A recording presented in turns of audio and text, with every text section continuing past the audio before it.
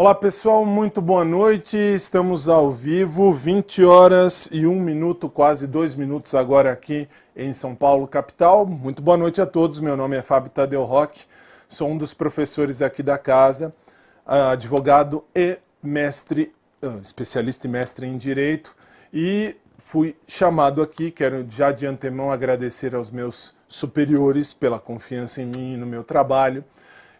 Fui chamado aqui para ajudar você no concurso da Polícia Penal, que vai acontecer agora em breve, e nós vamos falar agora nesta aula sobre legislação especial. Atenção! O que é que eu vou dizer logo de cara? Primeiro, antes de começar qualquer coisa, por óbvio, em 1 hora, não dá para estudar tudo. Ah, Fábio, eu vim aqui na esperança de aprender tudo de legislação especial. Doce ilusão. Não adianta eu querer ser hipócrita e falar não dá, porque não dá. Ah, Fábio, o que é que eu faço? Estude conosco, você vai ter aí o melhor conteúdo sem hipocrisia. Estou aqui desde 2014 e posso falar sem medo de ser feliz, que é a melhor. Isso eu posso dizer. E mais, você vai ter aí à sua disposição um material de apoio que vai ficar aí à sua disposição, a Nova vai fornecer a você. E tem algumas coisas a serem ditas. Coloca na tela para mim, por favor, para a gente dar o start no nosso estudo. A legislação especial, ela trata de todas estas leis que aí estão e o material de apoio, exatamente isso está à sua disposição. Veja, são 13 leis, óbvio que pode ter aí perguntas das mais diversas possíveis, mas por óbvio eu vou trazer a você o filézão. Mas vamos lá. Vou começar dizendo o seguinte, nós vamos falar em 60 minutos as questões comentadas sobre a carreira chamada agente de segurança penitenciário, policial penal. Meu Instagram está aí à sua disposição e aí vem um detalhe. Qual é o detalhe? Eu vou disponibilizar a você o meu WhatsApp particular. Ah, Fábio, você é maluco fazendo isso? Não, eu costumo fazer isso. Eu leio tudo e respondo tudo, eu demoro um pouco, por óbvio, eu tenho aí várias turmas em vários lugares para atender, eu atendo a todos os chamados, mas eu tenho esse costume de passar o meu WhatsApp. Se você tiver alguma dúvida, meu WhatsApp ficará à sua disposição, mas a dúvida é sobre a matéria, eu preciso deixar isso registrado. Ah, Fábio, eu comprei um curso, não veio o curso, ou veio o curso, ou não... Essas dúvidas não é comigo, eu não posso ajudar nesse quesito. Eu vou ajudar você na minha disciplina, que é a legislação especial. Isso você pode contar comigo. No que eu puder ajudar, vamos juntos rumo ao seu sucesso profissional. Fato. Põe na tela, por favor. Meu WhatsApp aqui está, às suas ordens. Dúvidas sobre a matéria, por favor, me chame, não agora na aula, por óbvio, mas logo depois, no que eu puder ajudar, eu ajudarei. Sobre legislação especial. Isso eu vou tirar as dúvidas que você tiver. Se você tiver dúvida, portanto, meu WhatsApp está aí e, por gentileza, me contate no que eu puder lhe ajudar, eu vou lhe ajudar. Isso é fato. Então, sem mais delongas, vamos estudar. Detalhe, eu não vou dar tempo para você resolver questão. Por quê? Porque senão não dá tempo para eu comentar a questão. Das questões que estão aqui, é certeza que pelo menos 2 ou 3 da mesma espécie, não é igual, eu não sou idiota a ponto de pôr coisa igual, mas você vai ter aqui questões que vão estar na sua prova. Como é que eu sei isso? Eu dou aula desde 2007, então eu posso falar a você sem medo o que vai estar na sua prova. Claro que em 1 hora não dá tudo, como já falei. Vamos começar. Põe na tela, por favor, vamos lá. A lei... nós vamos falar das leis e vamos comentar e vamos começar já com a primeira. Caio Tácito coordena o setor antidrogas do município X e busca organizar eventos educativos quanto aos efeitos nocivos da utilização de drogas ilícitas. Nos termos da Lei 11.343 de 2006, deve ser instituído. Atenção para um detalhe, você enquanto candidato, você enquanto candidata, para que você tenha sucesso na prova, tente buscar, tente interpretar o texto da lei, o texto da questão, para você ter noção do que vai ser perguntado a você. Não simplesmente já vai, não sei o que, já vou. Não. O que é que você tem que fazer? Veja, põe na tela, por favor. Veja que a questão está dividida em cores. Muito bem. Primeira informação. Caio Tácito coordena o setor antidrogas do município. Portanto, vamos falar da lei de drogas, claro. E, agora em amarelo, busca organizar eventos educativos quanto aos efeitos nocivos da utilização de drogas ilícitas. Portanto, nos termos da Lei 11.343 de 2006, o que é que nós temos que criar para organizar os eventos educativos? Atenção de novo, porque isto é uma questão que normalmente cai, e normalmente eles vão falar dessa questão de eventos educativos, porque nós temos que prevenir o uso de drogas. Falei aqui, se você foi nosso aluno aqui da Nova, eu já disse isso no curso, quando falamos desta lei, eu disse a você que a questão dos eventos educativos é uma praxe, é uma constante que vez ou outra vai pintar na prova, porque você tem as pessoas que fazem a prova e que vão ter ali algum detalhe a mais, que vão buscar ali algum detalhe que querem saber.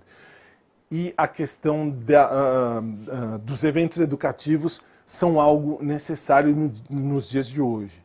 Por quê? Porque nós vamos buscar ali a prevenção do uso das drogas. Mas e aí o que eu faço, Fábio? Volta na tela, por favor. Olha só. O artigo 19A da Lei Antidrogas instituiu a chamada Semana Nacional de Políticas sobre Drogas. Estudamos esse artigo dentro das nossas aulas aqui. E aí eu já te falo, só com isso você já tem a resposta da sua prova. Fato, acabou aí. Mas eu vou te trazer mais informações, porque este slide é um dos mais importantes no quesito de legislação de drogas, a questão de drogas. Por quê?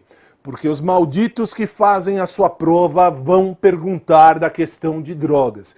Me ouve, depois você me manda mensagem dizendo se eu tinha ou não tinha razão. Volta na tela, por favor. A resposta da questão já está aqui. Semana Nacional de Políticas sobre Drogas. Acabou. Mas a ser comemorada anualmente na 4ª semana do mês de junho. Atenção que os velhos loucos que fazem a sua prova, que de repente esqueceram de morrer, o que foi que aconteceu?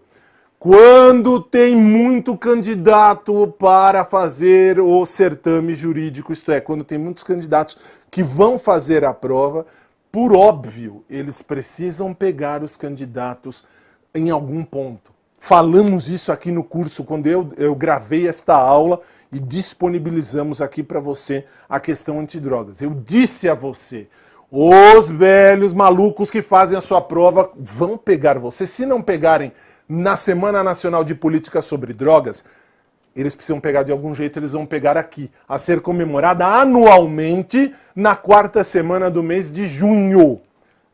E pode, eles vão pegar em detalhes, eles precisam pegar algum detalhe. E é nesse detalhe que você não pode errar, por favor.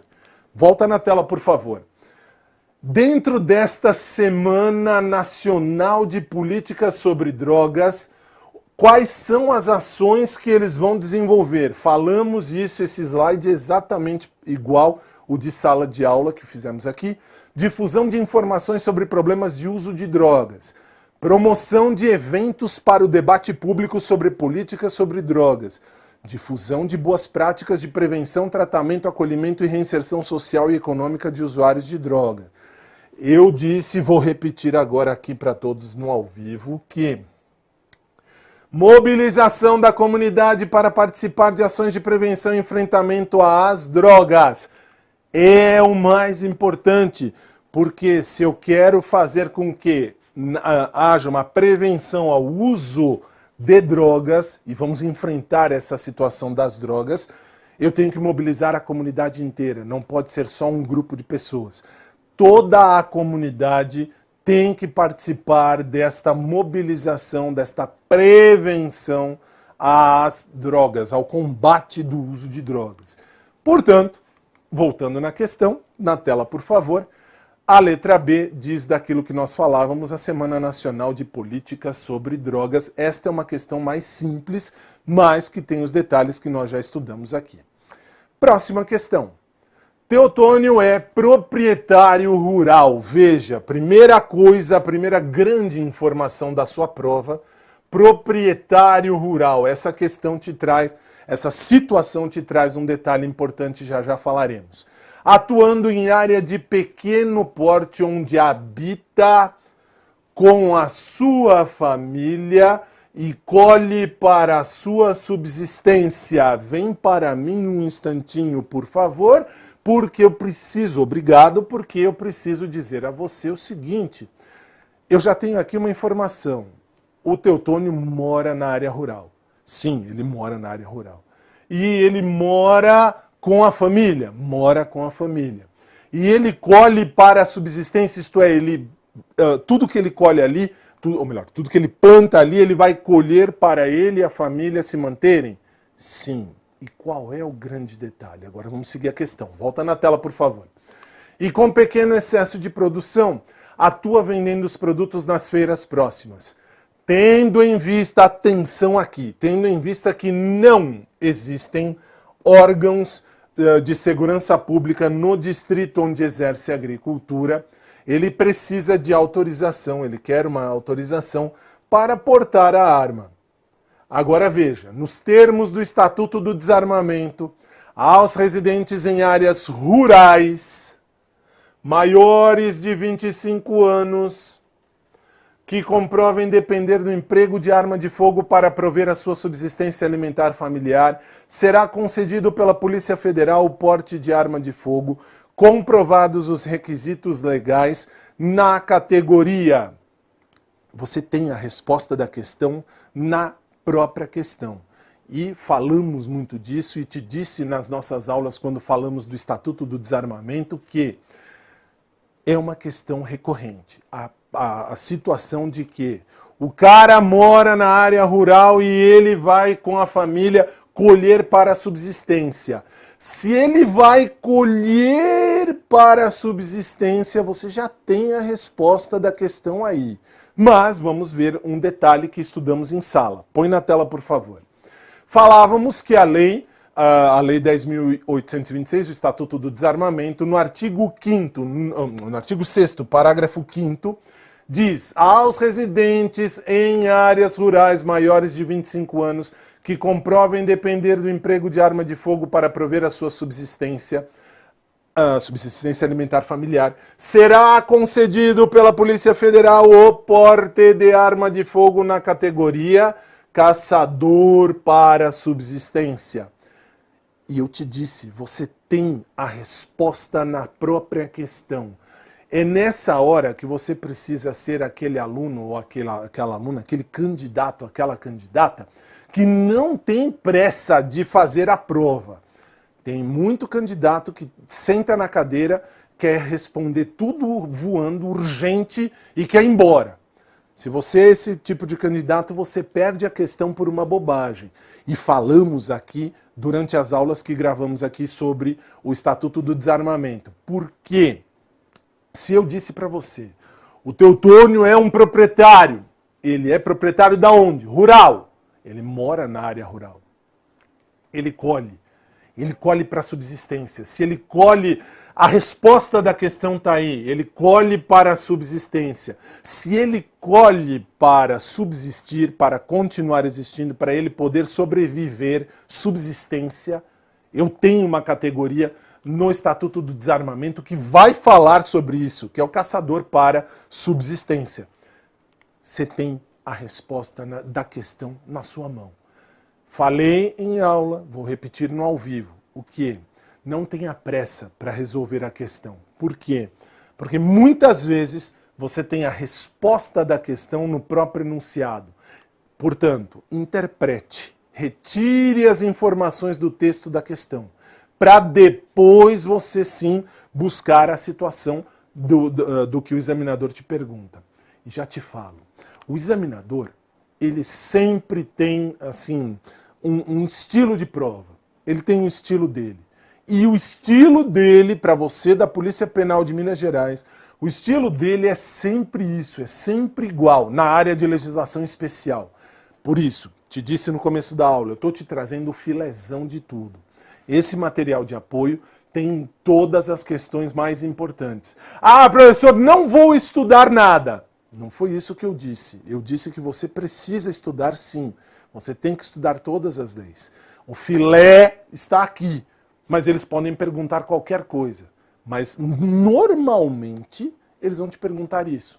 E te disse, o caçador... Claro, se você foi nosso aluno aqui da Nova, ou se é nosso aluno aqui da Nova, eu te disse que caçador para a subsistência é aquele que mora na área rural.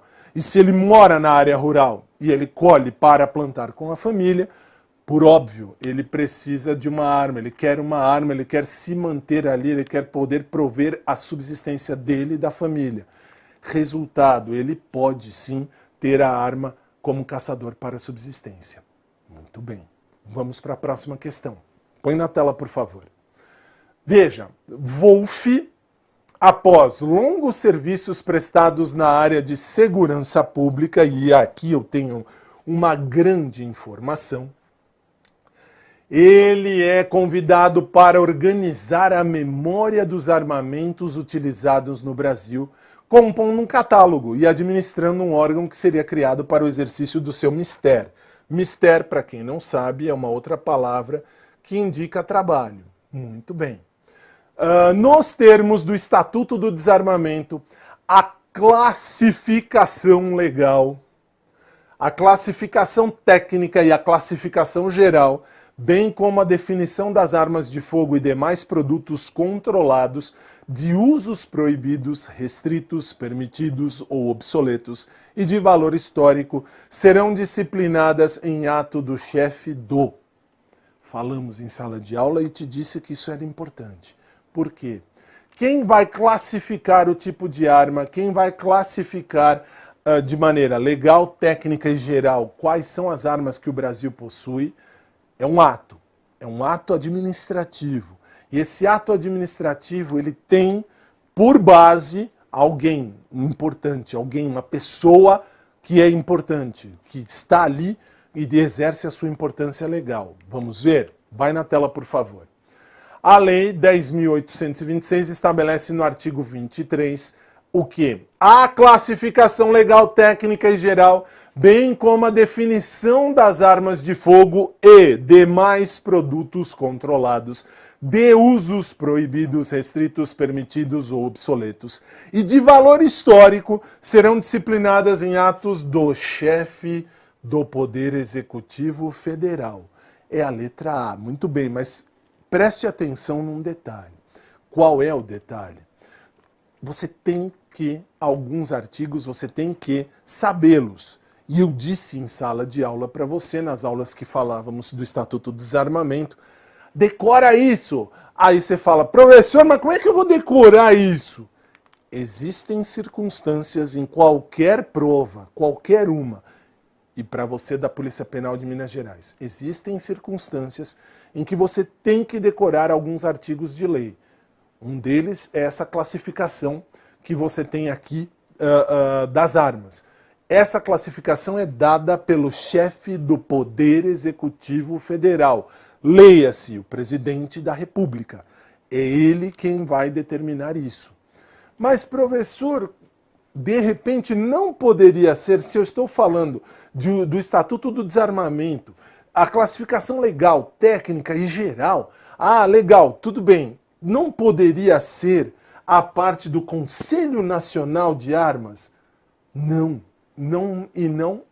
mesmo. Por quê? Primeiro, porque quem vai classificar, quem vai determinar, quem vai definir é uma pessoa só, não é um conselho, não há várias pessoas. Quem vai classificar, quem vai determinar, quem vai fazer valer é uma pessoa. É o chefe do Poder Executivo Federal. Tudo isso nós esmiuçamos, nós falamos esmiuçadamente tudo o que cai na sua prova do Estatuto do Desarmamento, falamos em sala. Muito bem. E sobre essa questão, lembre, é o presidente da República que eles não vão pôr presidente. Eles vão colocar chefe do Poder Executivo Federal, que é o presidente da República. Mas tem muita gente que vai errar. Isso é certeza. Sempre erra porque fala, professor, não tinha presidente. Tá bom, não tinha, mas tinha chefe do Poder Executivo Federal? Tinha. Marca esse, não seja anta. Marque o correto, pelo amor de Deus. Vai na tela, por favor. Veja a próxima questão. De acordo com a Lei Federal 12.846, a realização do acordo de leniência isentará a pessoa jurídica de... Atenção. Primeiro, professor, eu não sei o que é acordo de leniência.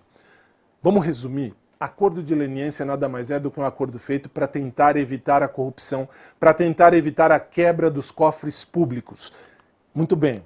Se isso é um acordo, se essa situação de acordo de leniência é uma situação que eu vou fazer, vou tratar com a pessoa que está eventualmente quebrando os cofres públicos, eu já tenho uma pessoa jurídica que está aqui, eu tenho alguma coisa. Vai isentar a pessoa de pagar indenização? Não. Ela vai ter que pagar a indenização, por óbvio. Se ela corrompeu, se ela quebrou ali os cofres públicos, ela tem que devolver aos cofres públicos aquilo que ela pagou. É uma espécie de indenização. Uma espécie. Vai pagar. Pagamento de multa. Multa, lógico que vai pagar. Não vai isentar multa, nananina, não. Se você quebrou os cofres públicos, você tem que pagar multa também. Muito bem. Letra C. Publicação extraordinária da decisão condenatória. Isso está na lei. Isso está dentro da Lei Federal 12.846.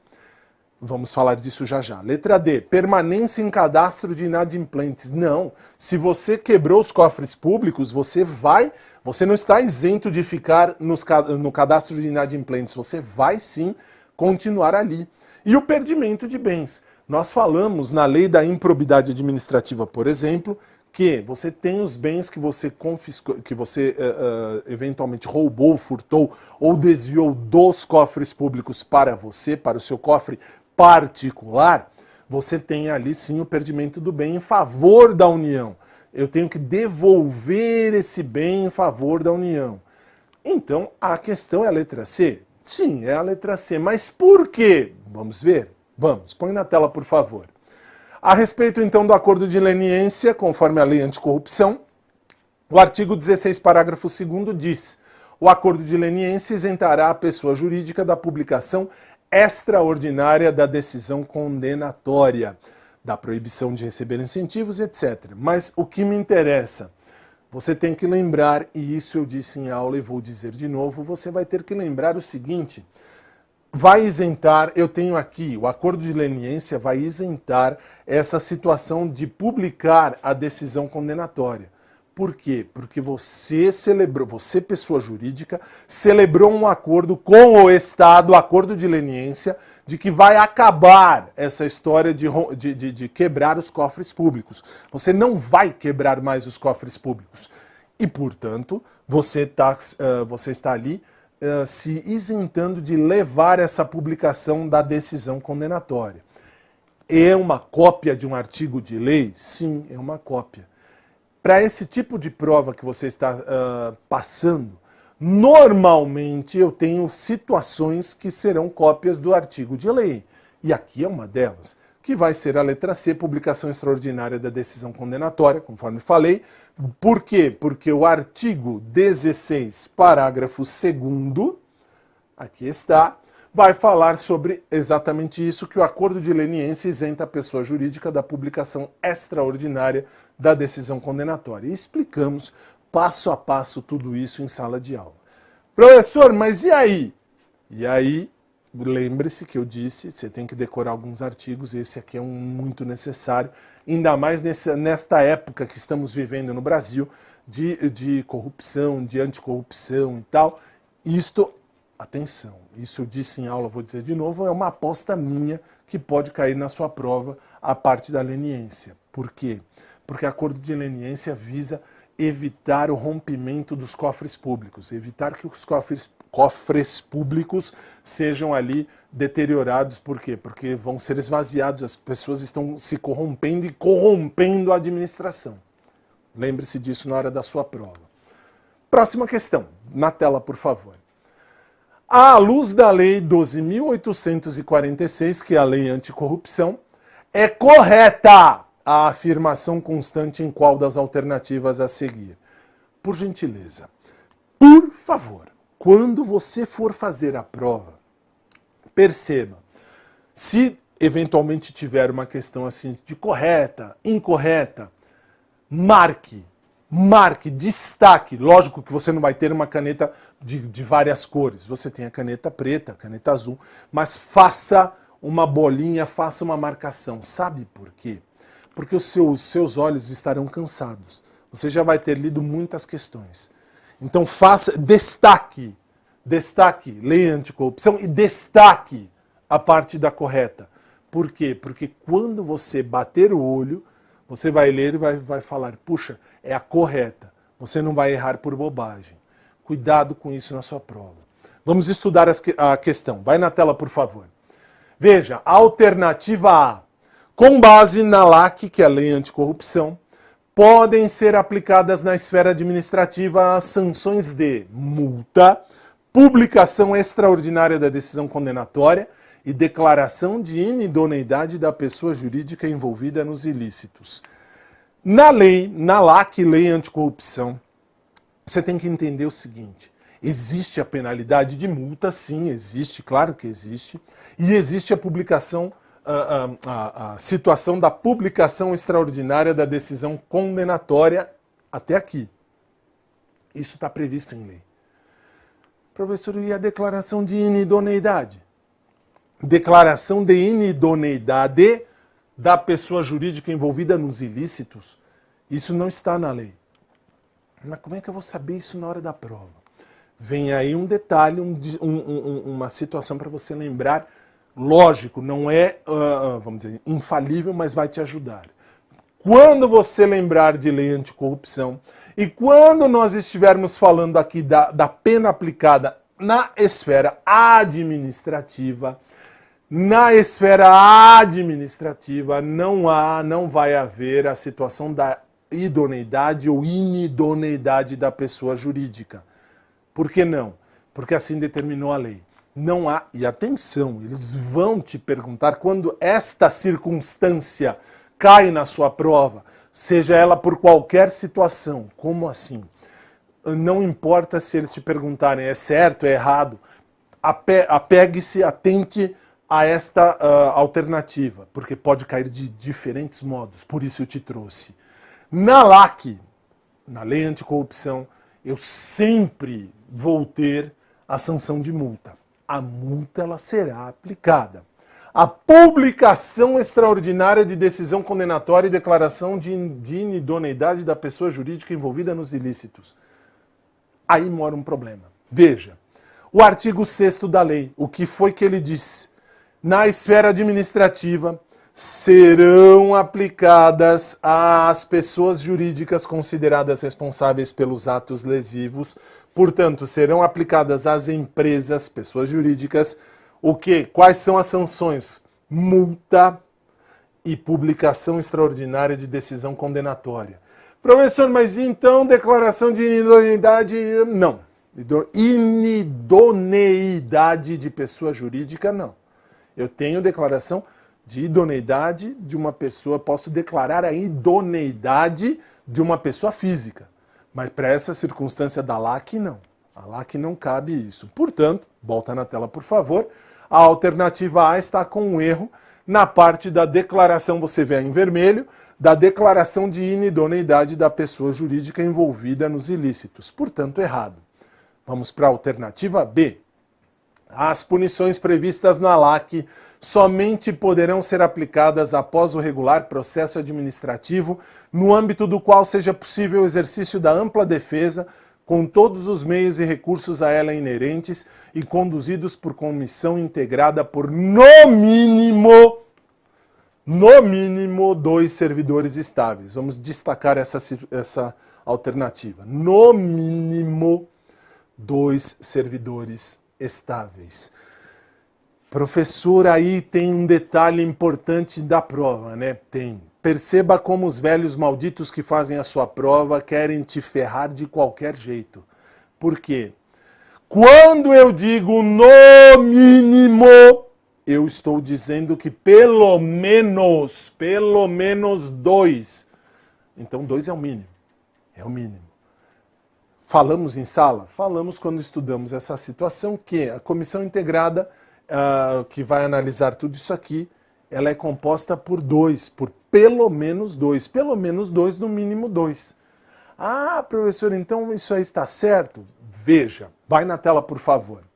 O artigo 10 da lei diz: o processo administrativo para apuração da responsabilidade de pessoa jurídica será conduzido por comissão designada pela autoridade instauradora e composta por 2 ou mais servidores estáveis.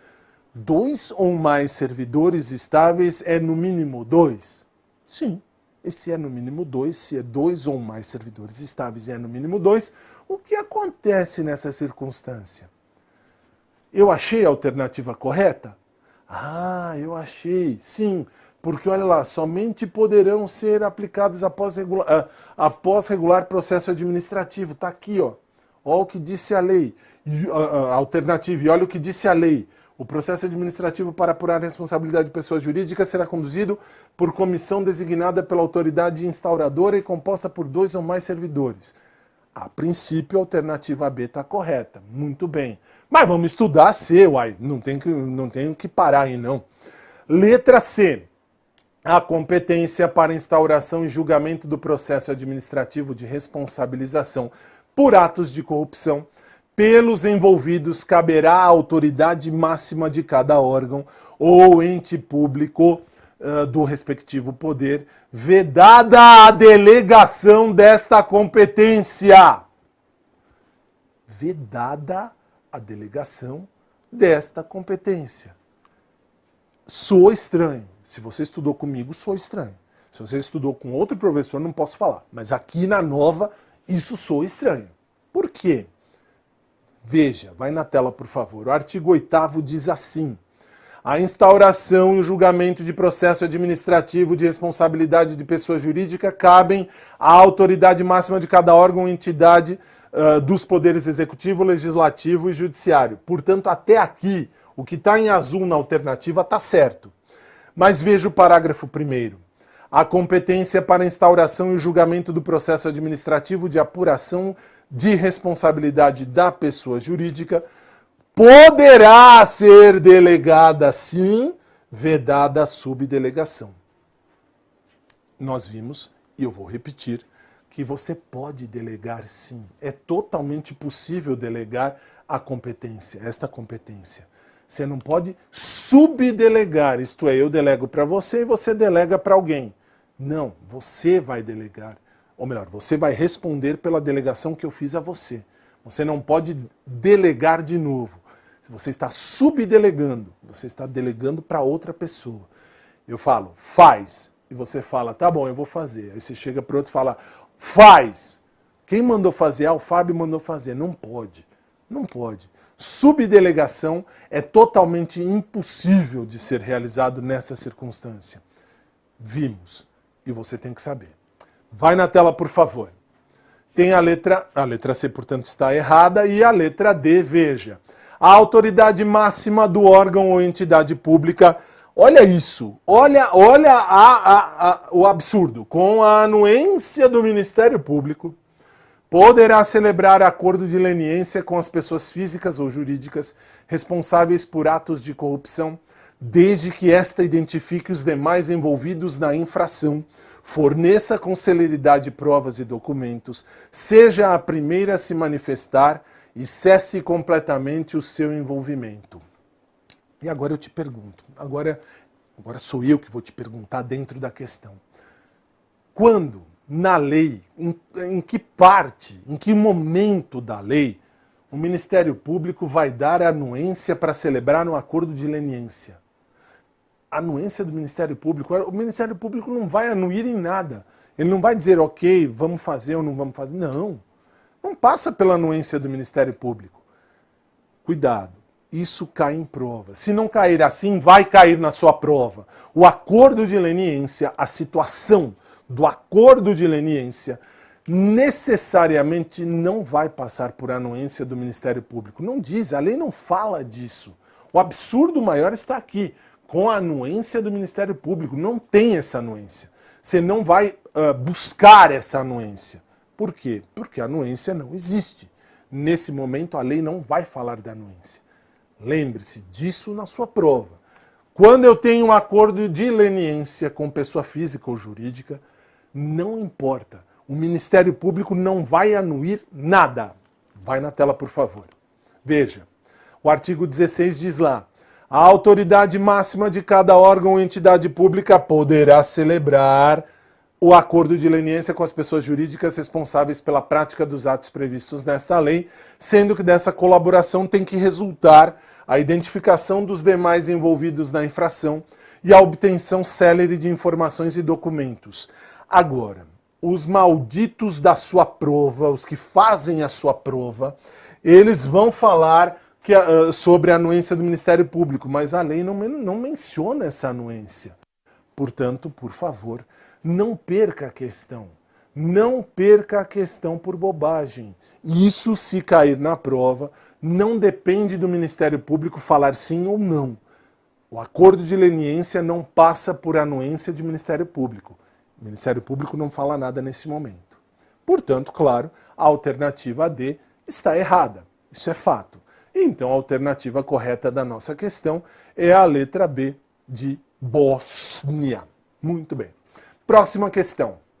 Veja, essa é uma questão que está na sua tela, não é uma questão da banca que você vai fazer, mas traz uma informação importante que você tem que saber. Vamos lá. Nos termos da Lei de Drogas, para a lavratura do auto de prisão em flagrante, para que eu lavre um auto de prisão em flagrante, e para o estabelecimento da materialidade do delito, não é necessário que o laudo de constatação preliminar da natureza e quantidade da droga apreendida seja firmado exclusivamente por perito oficial. E aí eu te disse, nós vimos em sala quando eu disse a você o seguinte, você vai passear por aí num belo dia e de repente você tem ali uma droga, alguma droga no carro, a polícia para e diz assim, vou verificar o carro. Legal. E a polícia verifica e acha a droga que você tinha. E o policial diz, o policial vai dizer, existe droga aí dentro. E essa droga que está aí dentro por exemplo, tem, sei lá, X gramas e é da pessoa e a pessoa estava transportando maconha. Mas o policial não é um perito oficial. Ah, legal. E precisa do perito oficial? Ah, veja, não é necessário o perito oficial. Para lavrar esse auto de prisão em flagrante, eu não preciso do laudo, eu não preciso do perito para assinar esse laudo de constatação preliminar da natureza e da quantidade da droga. Portanto, veja, a afirmação está correta sim, pois a lei de drogas admite a supressão da ausência do perito oficial por perito particular. Nesse sentido, dispõe o parágrafo 1º do artigo 50 da lei, assim, para efeito da lavratura do auto de prisão em flagrante e estabelecimento da materialidade do delito, é suficiente o laudo de constatação da natureza e quantidade da droga firmado por um perito oficial ou, na falta deste, por pessoa idônea. Assim, prevalece a regra especial prevista na Lei de Drogas, em detrimento da regra geral prevista no nosso Código de Processo Penal. Portanto, eu não preciso exclusivamente do perito oficial. Cuidado, eu sempre digo em aula e agora vou dizer neste evento ao vivo a mesma coisa. Cuidado com tudo, nada, todos ou ninguém ou exclusivamente, porque são um tipo de coisa que eu vou englobar, eu vou generalizar tudo. Não generalize. No direito não há generalização de nada. Eu não posso generalizar a tudo. Por quê? Porque sempre há uma exceção. O direito não é uma ciência exata. Então cuidado com isso na hora da sua prova. Vamos seguir. Põe na tela, por favor. Eu tenho então a situação de que está certa, de que está correta esta questão. Muito bem, vamos para a próxima. A readaptação do servidor. Professor, você vai falar de readaptação? Sim, formas de provimento de cargo. Eu tenho que prover os cargos. Vou prover.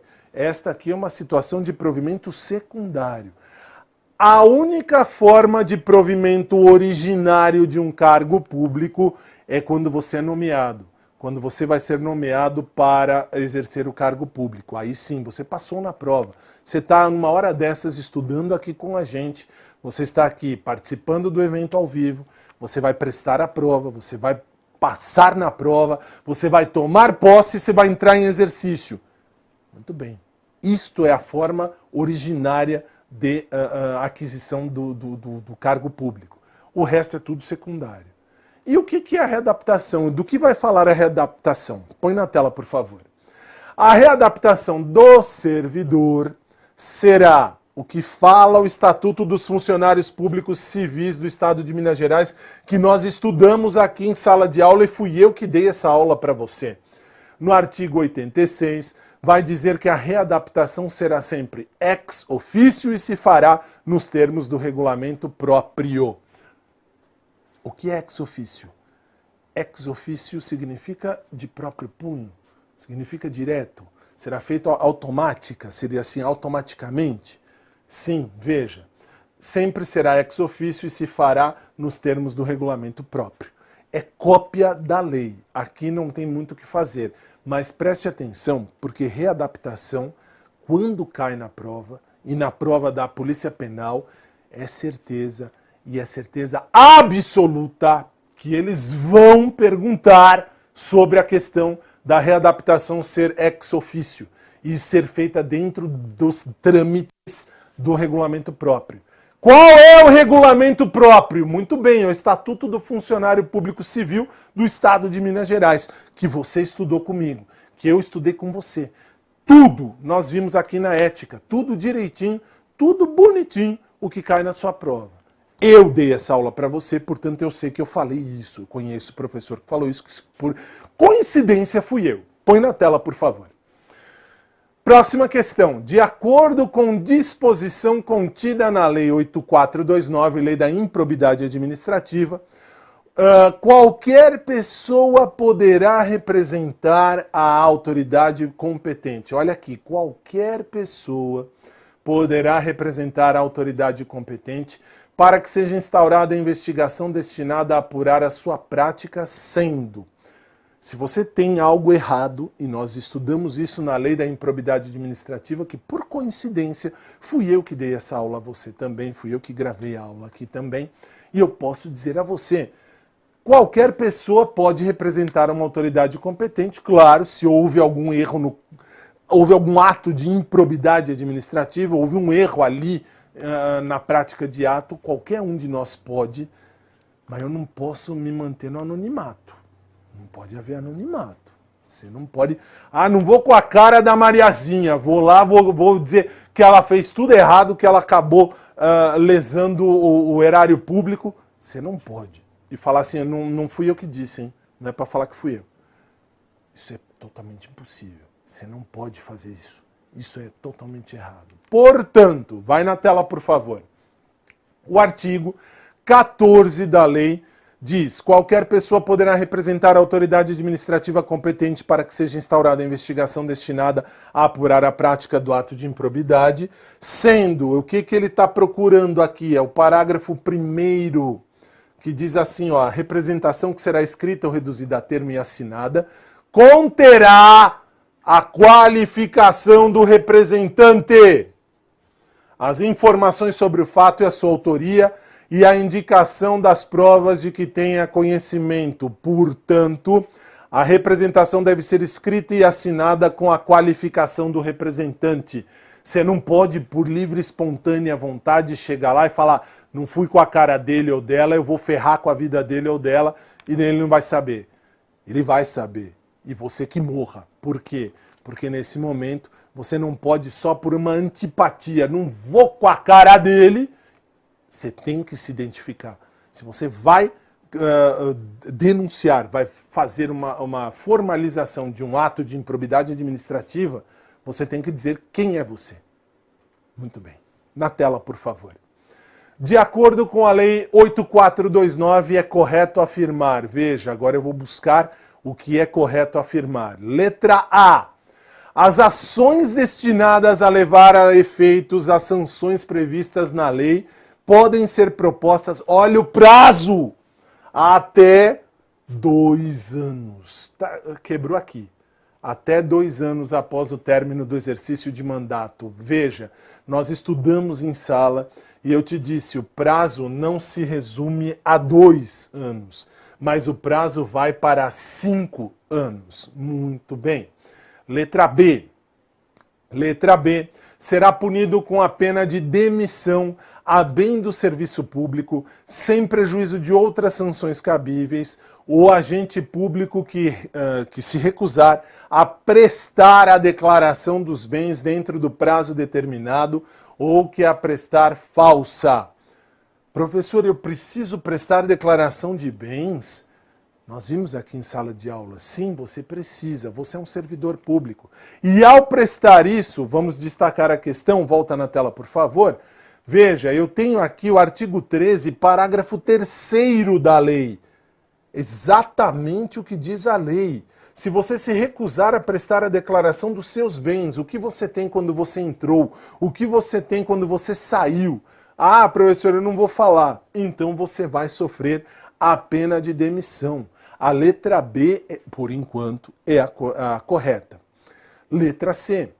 A perda da função pública e a suspensão dos direitos políticos se efetivam com a publicação da sentença condenatória, ainda que recorrível. Olha o absurdo!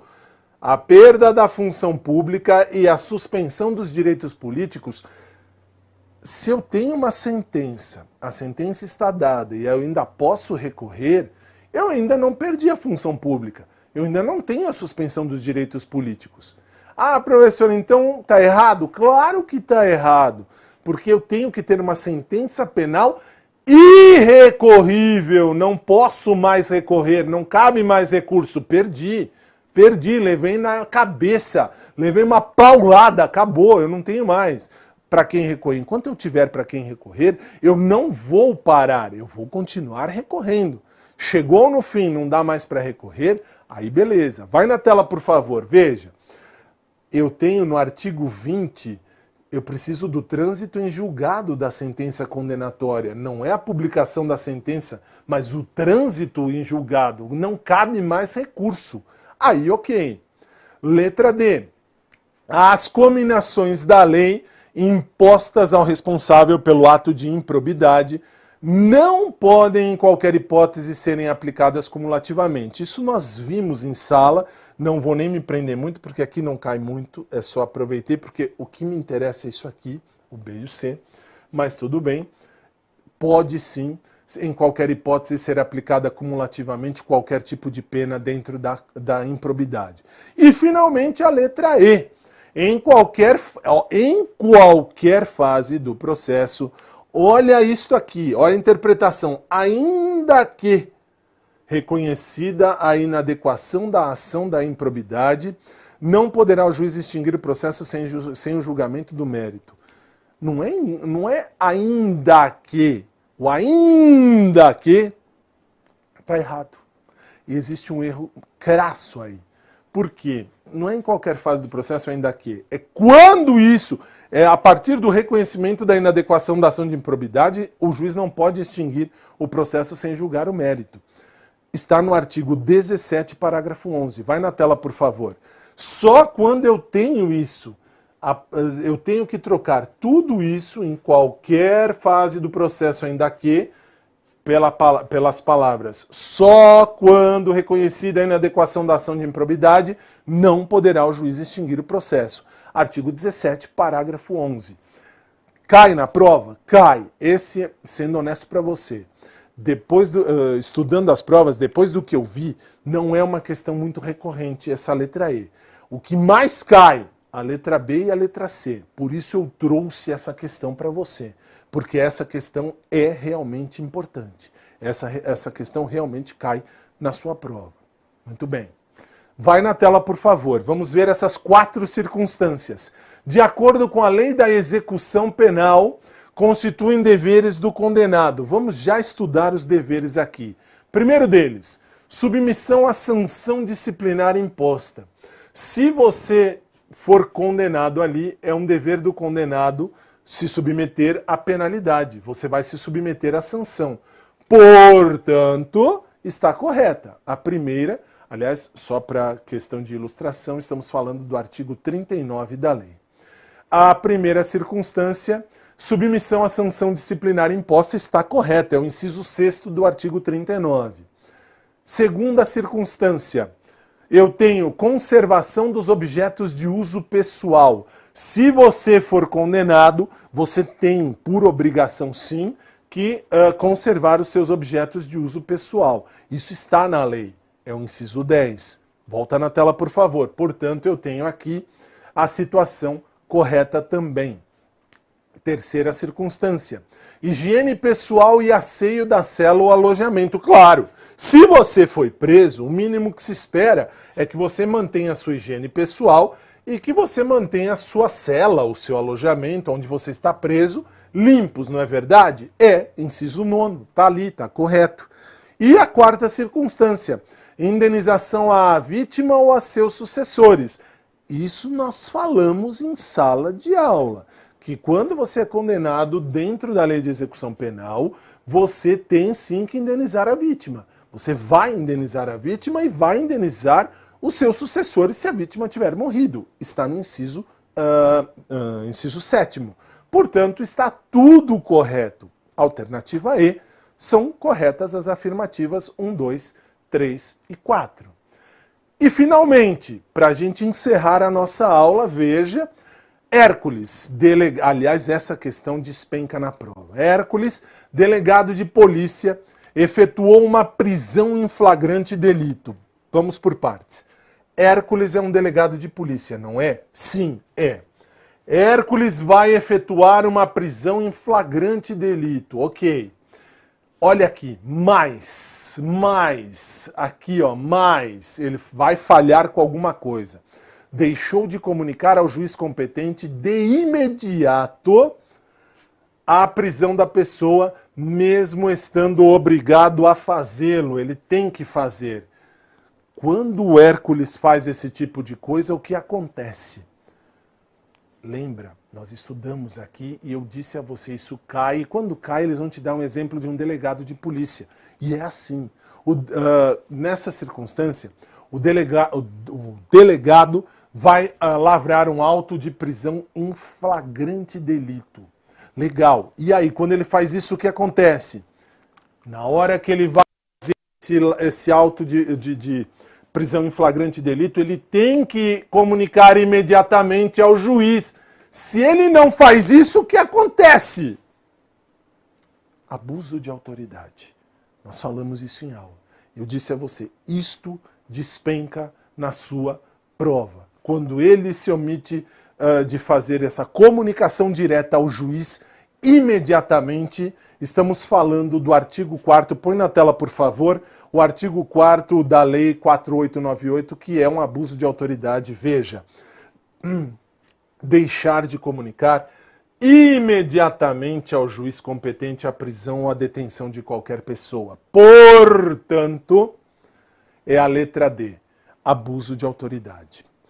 Bem, vamos às considerações finais. Nós fizemos aqui o que podíamos dentro de um prazo de mais ou menos 1 hora de aula. Quaisquer dúvidas que você tenha, repito, quaisquer dúvidas que você tenha sobre legislação especial Professor, vai ter revisão, não vai ter revisão. Professor, a aula 2 é aula disso, daquilo, a aula daquela disciplina. Não é comigo. Eu vou te ajudar até o fim pelo meu WhatsApp. Volta na tela, por favor. Meu WhatsApp está aqui, às suas ordens, para você tirar as suas dúvidas da matéria. Da matéria. Eu estou às suas ordens. Meu Instagram está aqui também, se você quiser, de repente, alguma informação, eu estou às ordens para o que eu puder ajudar. Agora, que fique claro uma coisa. Eu vou lhe ajudar até o final. Nós vamos juntos rumo ao seu sucesso profissional. É meu compromisso enquanto professor, é compromisso da Nova enquanto instituição. E gostaria de agradecer a você, do outro lado aí da tela, que por ter assistido a esta aula, e em especial aos meus superiores, pela confiança em mim e no meu trabalho. E desejo a vocês todos uma prova excelente, fantástica. E qualquer dúvida, me procurem dentro da legislação especial. Eu vou ajudar naquilo que eu puder. Um forte abraço a todos, minha gente. Uma boa noite, muito obrigado e a gente se vê. Muito boa noite, estamos ao vivo, 20 horas e agora 1 minuto aqui em São Paulo, capital. Sejam muito bem-vindos, muito bem-vindas a esta live da Nova Concursos. Meu nome é Fábio Tadeu Roque, sou um dos professores aqui da casa, sou especialista e mestre em Direito, sou advogado também e estamos aqui porque meus superiores, aos quais já agradeço de antemão, muito obrigado aos meus superiores que confiaram em mim, em meu trabalho, me pediram para que viesse aqui fazer uma segunda aula sobre legislação especial para você que está se preparando para as carreiras da Polícia Penal de Minas Gerais. Ah, mas Fábio, já teve uma aula 1? Já teve uma aula 1, basta você acessar aqui a Nova Concursos, o canal da Nova Concursos, enfim, e acessar aí as aulas da PPMG. Você vai ver a primeira parte da nossa aula, o material de apoio está à sua disposição daquela aula e desta aula também. E vamos começar sem muita delonga. Por quê? Porque já na aula anterior, na primeira aula que tivemos, nós falávamos sobre algumas questões que podem cair na sua prova. Vou falar hoje de novo, não tem como. Ah, professor, mas vai repetir? Não, eu trouxe a você, dentro dessas considerações iniciais, eu trouxe a você o que nós vamos fazer nesta aula. Claro, não há muita novidade. Põe na tela, por favor, olha só. Nós vamos falar em 60 minutos aproximadamente algumas questões sobre a carreira de agente de segurança penitenciário da Polícia Penal. Meu Instagram está aí à sua disposição. E cuidado, você vai ver que eu deixo o meu WhatsApp às suas ordens também. É o meu WhatsApp particular? Sim, é o meu WhatsApp particular. Você pode mandar mensagem, ou melhor, posso mandar mensagem para você, professor? Você pode mandar mensagem para mim sem problema nenhum. Só que eu não respondo rápido, eu demoro algum tempo, porque este WhatsApp está à disposição para todos os meus alunos da faculdade, do cursinho, enfim, todo mundo. Todo mundo tem esse número, então eu leio tudo e respondo tudo. Por que eu estou dizendo isso? Já para deixar claro muita coisa. Do que eu puder te ajudar, eu vou te ajudar, mas na minha matéria. Isso eu preciso deixar gravado e registrado. Por quê? Porque tem muito aluno, tem muita gente que manda mensagem para mim: professor, eu comprei o curso, o que você acha do curso, como é que é o curso? Primeiro, eu não acho nada, aliás, eu acho. Se você está com a gente aqui na Nova, desculpe a concorrência, você está com os melhores. Eu posso dizer porque eu estou aqui desde 2014 e posso te falar sem medo de ser feliz.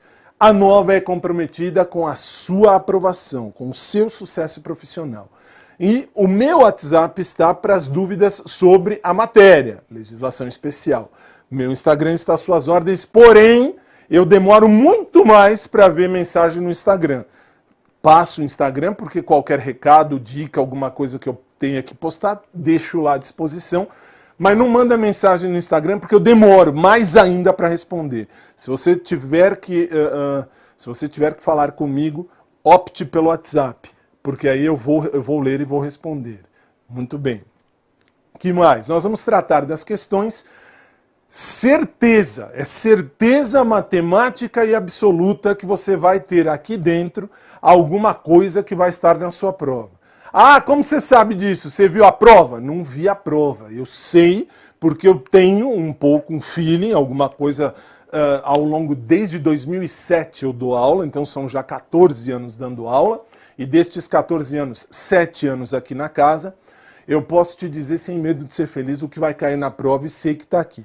Só vou estudar o que está aqui.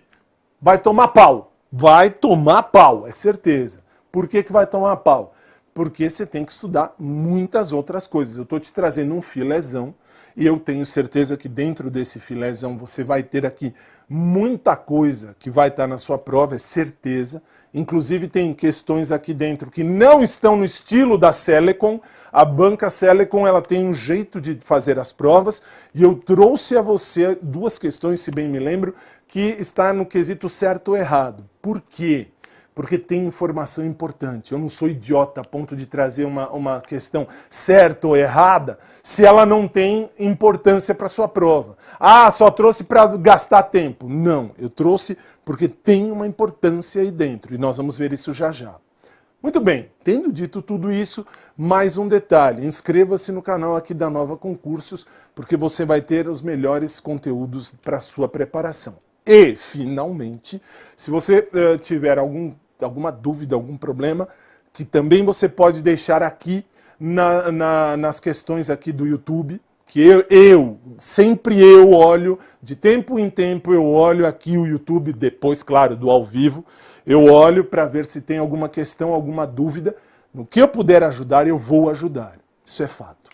Tendo dito tudo isso, só resta começar. Vai na tela para mim, por favor. Você sabe que na sua prova você vai ter tudo isso que está aqui na sua tela, são as 13 leis. Muito bem, nós já falamos de algumas delas na primeira aula que tivemos e vamos começar com as questões comentadas a partir de já. Primeira questão trata da lei. Aliás, vem para mim um instantinho que eu esqueci de dar uma recomendação. Eu não vou esperar você responder em casa. Ah, por que não? Pelo simples motivo que eu tenho aqui dentro informações importantes e preciosas para a sua prova, que se eu demorar, vamos ver, qual que você acha? Eu perco tempo, eu tenho que te trazer a resposta, eu tenho que te trazer o melhor e o maior número de conteúdo possível no menor espaço de tempo. Tendo dito isso, voltamos à questão, por favor. A Lei 9.455, de 7 de abril de 97, estabelece que, olha só, pratica crime de tortura. Nós vamos falar sobre crime de tortura. O que é que você precisa saber em primeiríssimo lugar? Crime de tortura não tem o Instituto da Graça, não tem o Instituto da Anistia. Ah, professor, isso precisa saber? Isso precisa. Não tem indulto, não tem graça, não tem anistia. Eu tenho que te trazer essa informação, porque sim, isto é importante, porque isso vai cair na sua prova. O que? Tortura é um tipo de crime que não tem graça, não tem anistia. Professor, o que é graça? Graça é o Instituto do Perdão dado pelo Presidente da República. Anistia é o Instituto do Perdão dado pelo Congresso. Tem diferença? Tem. A graça. O presidente vai perdoar você. Você cometeu o crime. Você. Ah, legal. E o que faz o presidente? Ele diz, eu sei que o Joãozinho cometeu o crime. Se o Joãozinho cometeu o crime, eu, presidente da República, vou perdoá-lo. Eu perdoo. Por quê? Porque eu gostei do Joãozinho, achei ele legal, a razão não importa, o presidente lhe deu a graça. Você cometeu o crime, você estava preso, o presidente lhe deu a graça, você sai. Anistia. O Congresso Nacional vai dar o perdão para todos aqueles que cometeram um determinado crime. Por exemplo, bigamia era crime? Era crime, você não poderia se casar com duas pessoas ao mesmo tempo. Hoje é crime? Não é crime, mas você não pode contrair núpcias se você já tem núpcias. Isto é, você não pode se casar de novo se você já é casado uma vez. Ah, e aí? E aí, quando o Congresso Nacional disse que isso não era mais crime, todos os que estavam presos por bigamia saíram. Da mesma forma, a tortura. Tortura não tem anistia. Você nunca vai ver nenhum político te dar essa informação. Vamos dar anistia, vamos perdoar todos aqueles que cometeram tortura, vamos soltar todo mundo. Isso é importante saber. Isso vai estar na sua prova. Quer na nossa disciplina, quer lá em Direito Penal, vai estar na sua prova. Volta na tela, por favor. Alternativa A. Qualquer pessoa que submete alguém sob sua guarda, poder ou autoridade, com emprego de violência ou grave ameaça, a intenso sofrimento físico ou mental, como forma de aplicar um castigo pessoal ou medida de caráter preventivo. Cuidado, eu já vou te trazer a informação que é importante. A tortura é exatamente isso. A tortura, ela vai ser exatamente isso. Aonde é que eu vejo isso? Na lei. A lei vai te trazer, a lei 9455 vai te trazer no artigo 1º, inciso 2º, exatamente o que está aí na alternativa. Veja, põe na tela, por favor. O inciso 2º diz que submeter alguém sob sua guarda, poder ou autoridade com emprego de violência ou grave ameaça, a intenso sofrimento físico ou mental, como forma de aplicar castigo pessoal ou medida de caráter preventivo. Isto é a prática de crime de tortura. Posso torturar alguém psicologicamente? É claro que eu posso. É possível. Você vai fazer a pessoa ter ali um sofrimento mental. Professor, eu posso então estimular a pessoa fisicamente ou mentalmente para que ela seja torturada e confesse alguma coisa? Pode. E quando cai na prova, por exemplo, eu vou mexer com a sua incolumidade psíquica. Eu vou mexer com a sua cabeça. Isso é tortura. Eu estou mexendo com a sua incolumidade. Essa palavra maluca cai na prova. Incolumidade. O que é incólume? É manter você são e salvo. Você tem que estar bem. Você tem que sair da sua casa, por exemplo. Eu saí de casa, vim aqui para o estúdio. Eu andei por São Paulo com o meu carro, eu tenho que chegar no estúdio bem.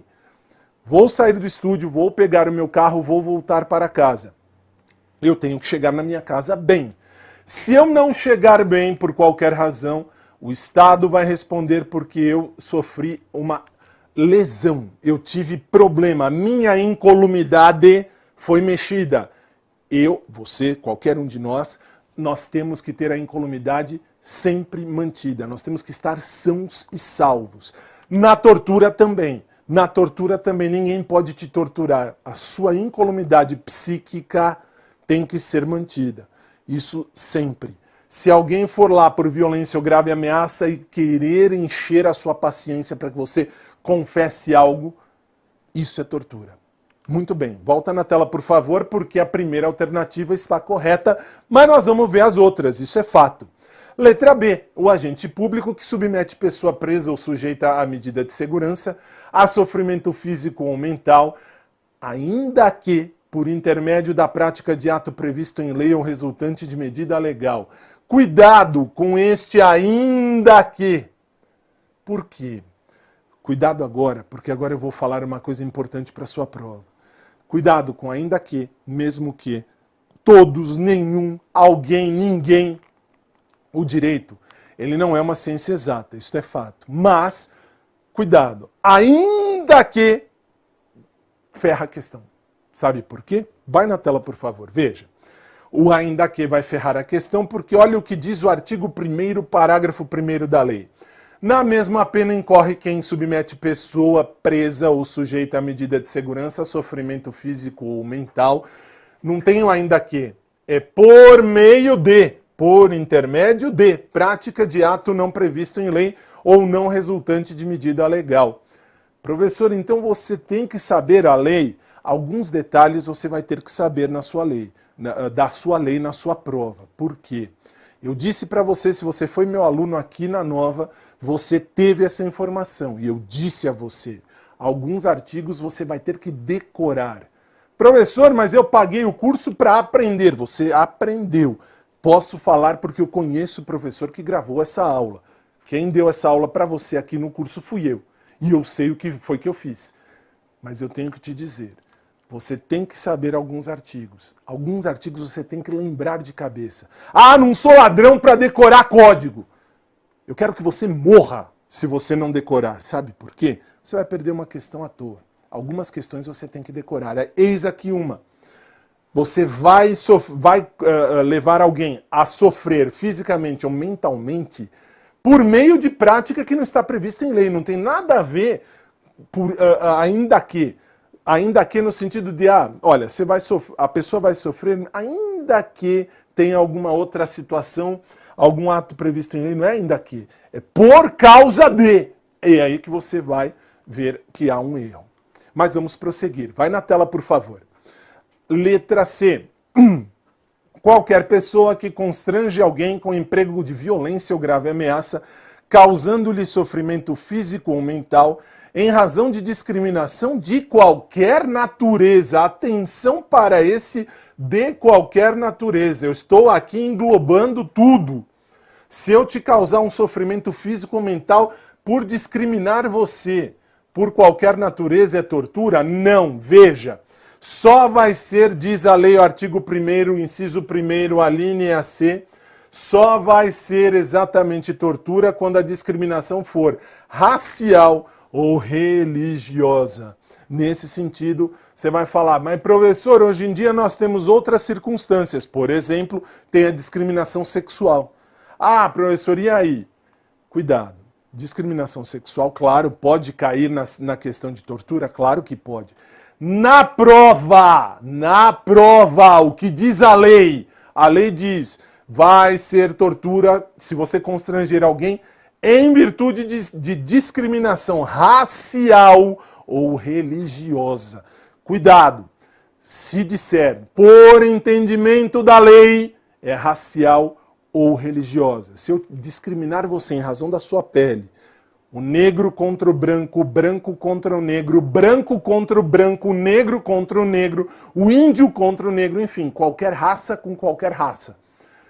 Isso é discriminação racial. E isso vai levar você à questão da tortura. Eu estou torturando alguém por questão racial ou religiosa. Você pode acreditar no Deus que você quiser, ou você pode não acreditar em Deus nenhum. É seu direito. É meu dever respeitar.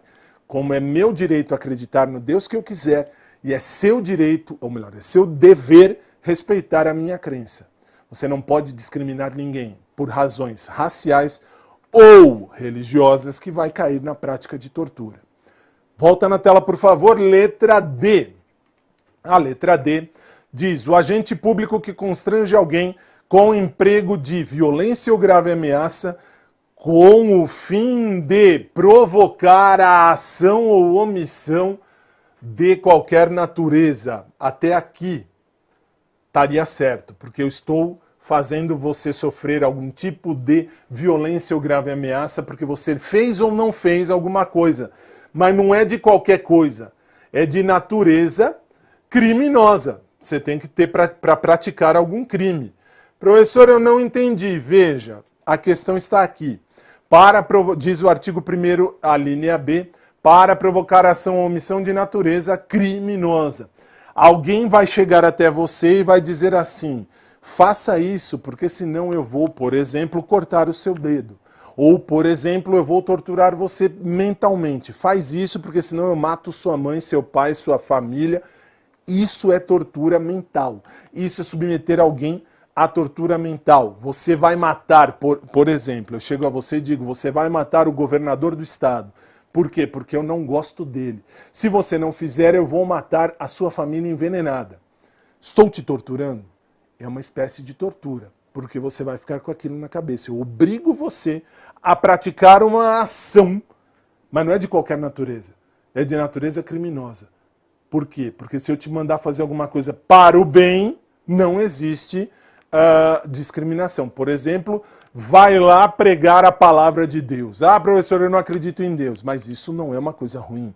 Cometer crime, se eu obrigar você a cometer um crime, se não eu faço algo contra você ou a sua família, isso é mexer na questão da tortura psicológica, a tortura mental.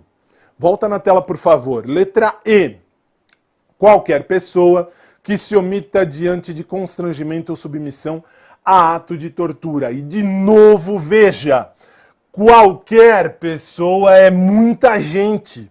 Qualquer pessoa é muita gente. Olha lá, artigo 1º, parágrafo 2º, aquele que se omite em face dessas condutas, quando tinha o dever de evitá-las ou apurá-las, incorre na pena de detenção de 1 a 4 anos. Qualquer pessoa, não. Eu tenho que ter a pessoa responsável. Existe uma pessoa ali, essa pessoa ali ela é responsável para evitar que haja uma tortura. Por exemplo, não lembro o nome do menino que era aprisionado lá no armário com a mãe e a namorada da mãe. Aí ele prendiam a criança lá no armário. Se você fizer xixi nas calças, eu te arrebento.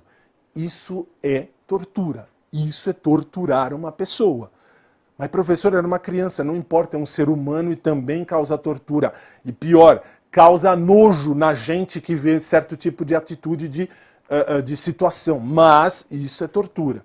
Isso é tortura. Aquela mulher e aquela a mãe e a namorada, as duas mulheres, elas não poderiam fazer isso. E se uma delas visse que a outra estava fazendo, ela tinha o dever de evitar isso. Ela não evitou. Portanto, as duas têm que ser devidamente processadas e condenadas. Muito bem. Volta na tela, por favor. Portanto, a primeira questão, letra A, é a alternativa correta.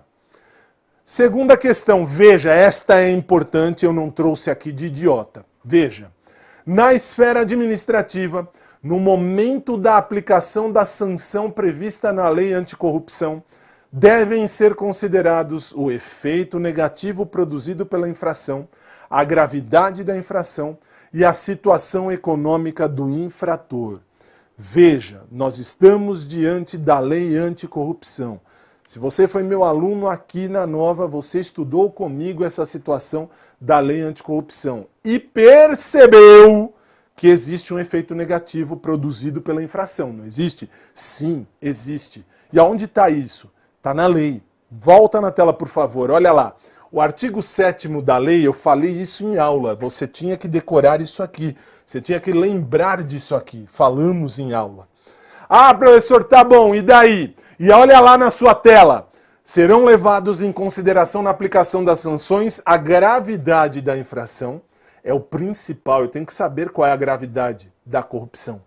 O efeito negativo produzido pela infração e a situação econômica do infrator que cometeu toda essa corrupção. Para quê?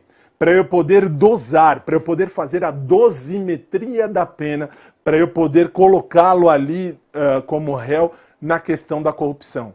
Falamos isso aqui em sala de aula. Está gravado em aulas que nós fizemos aqui.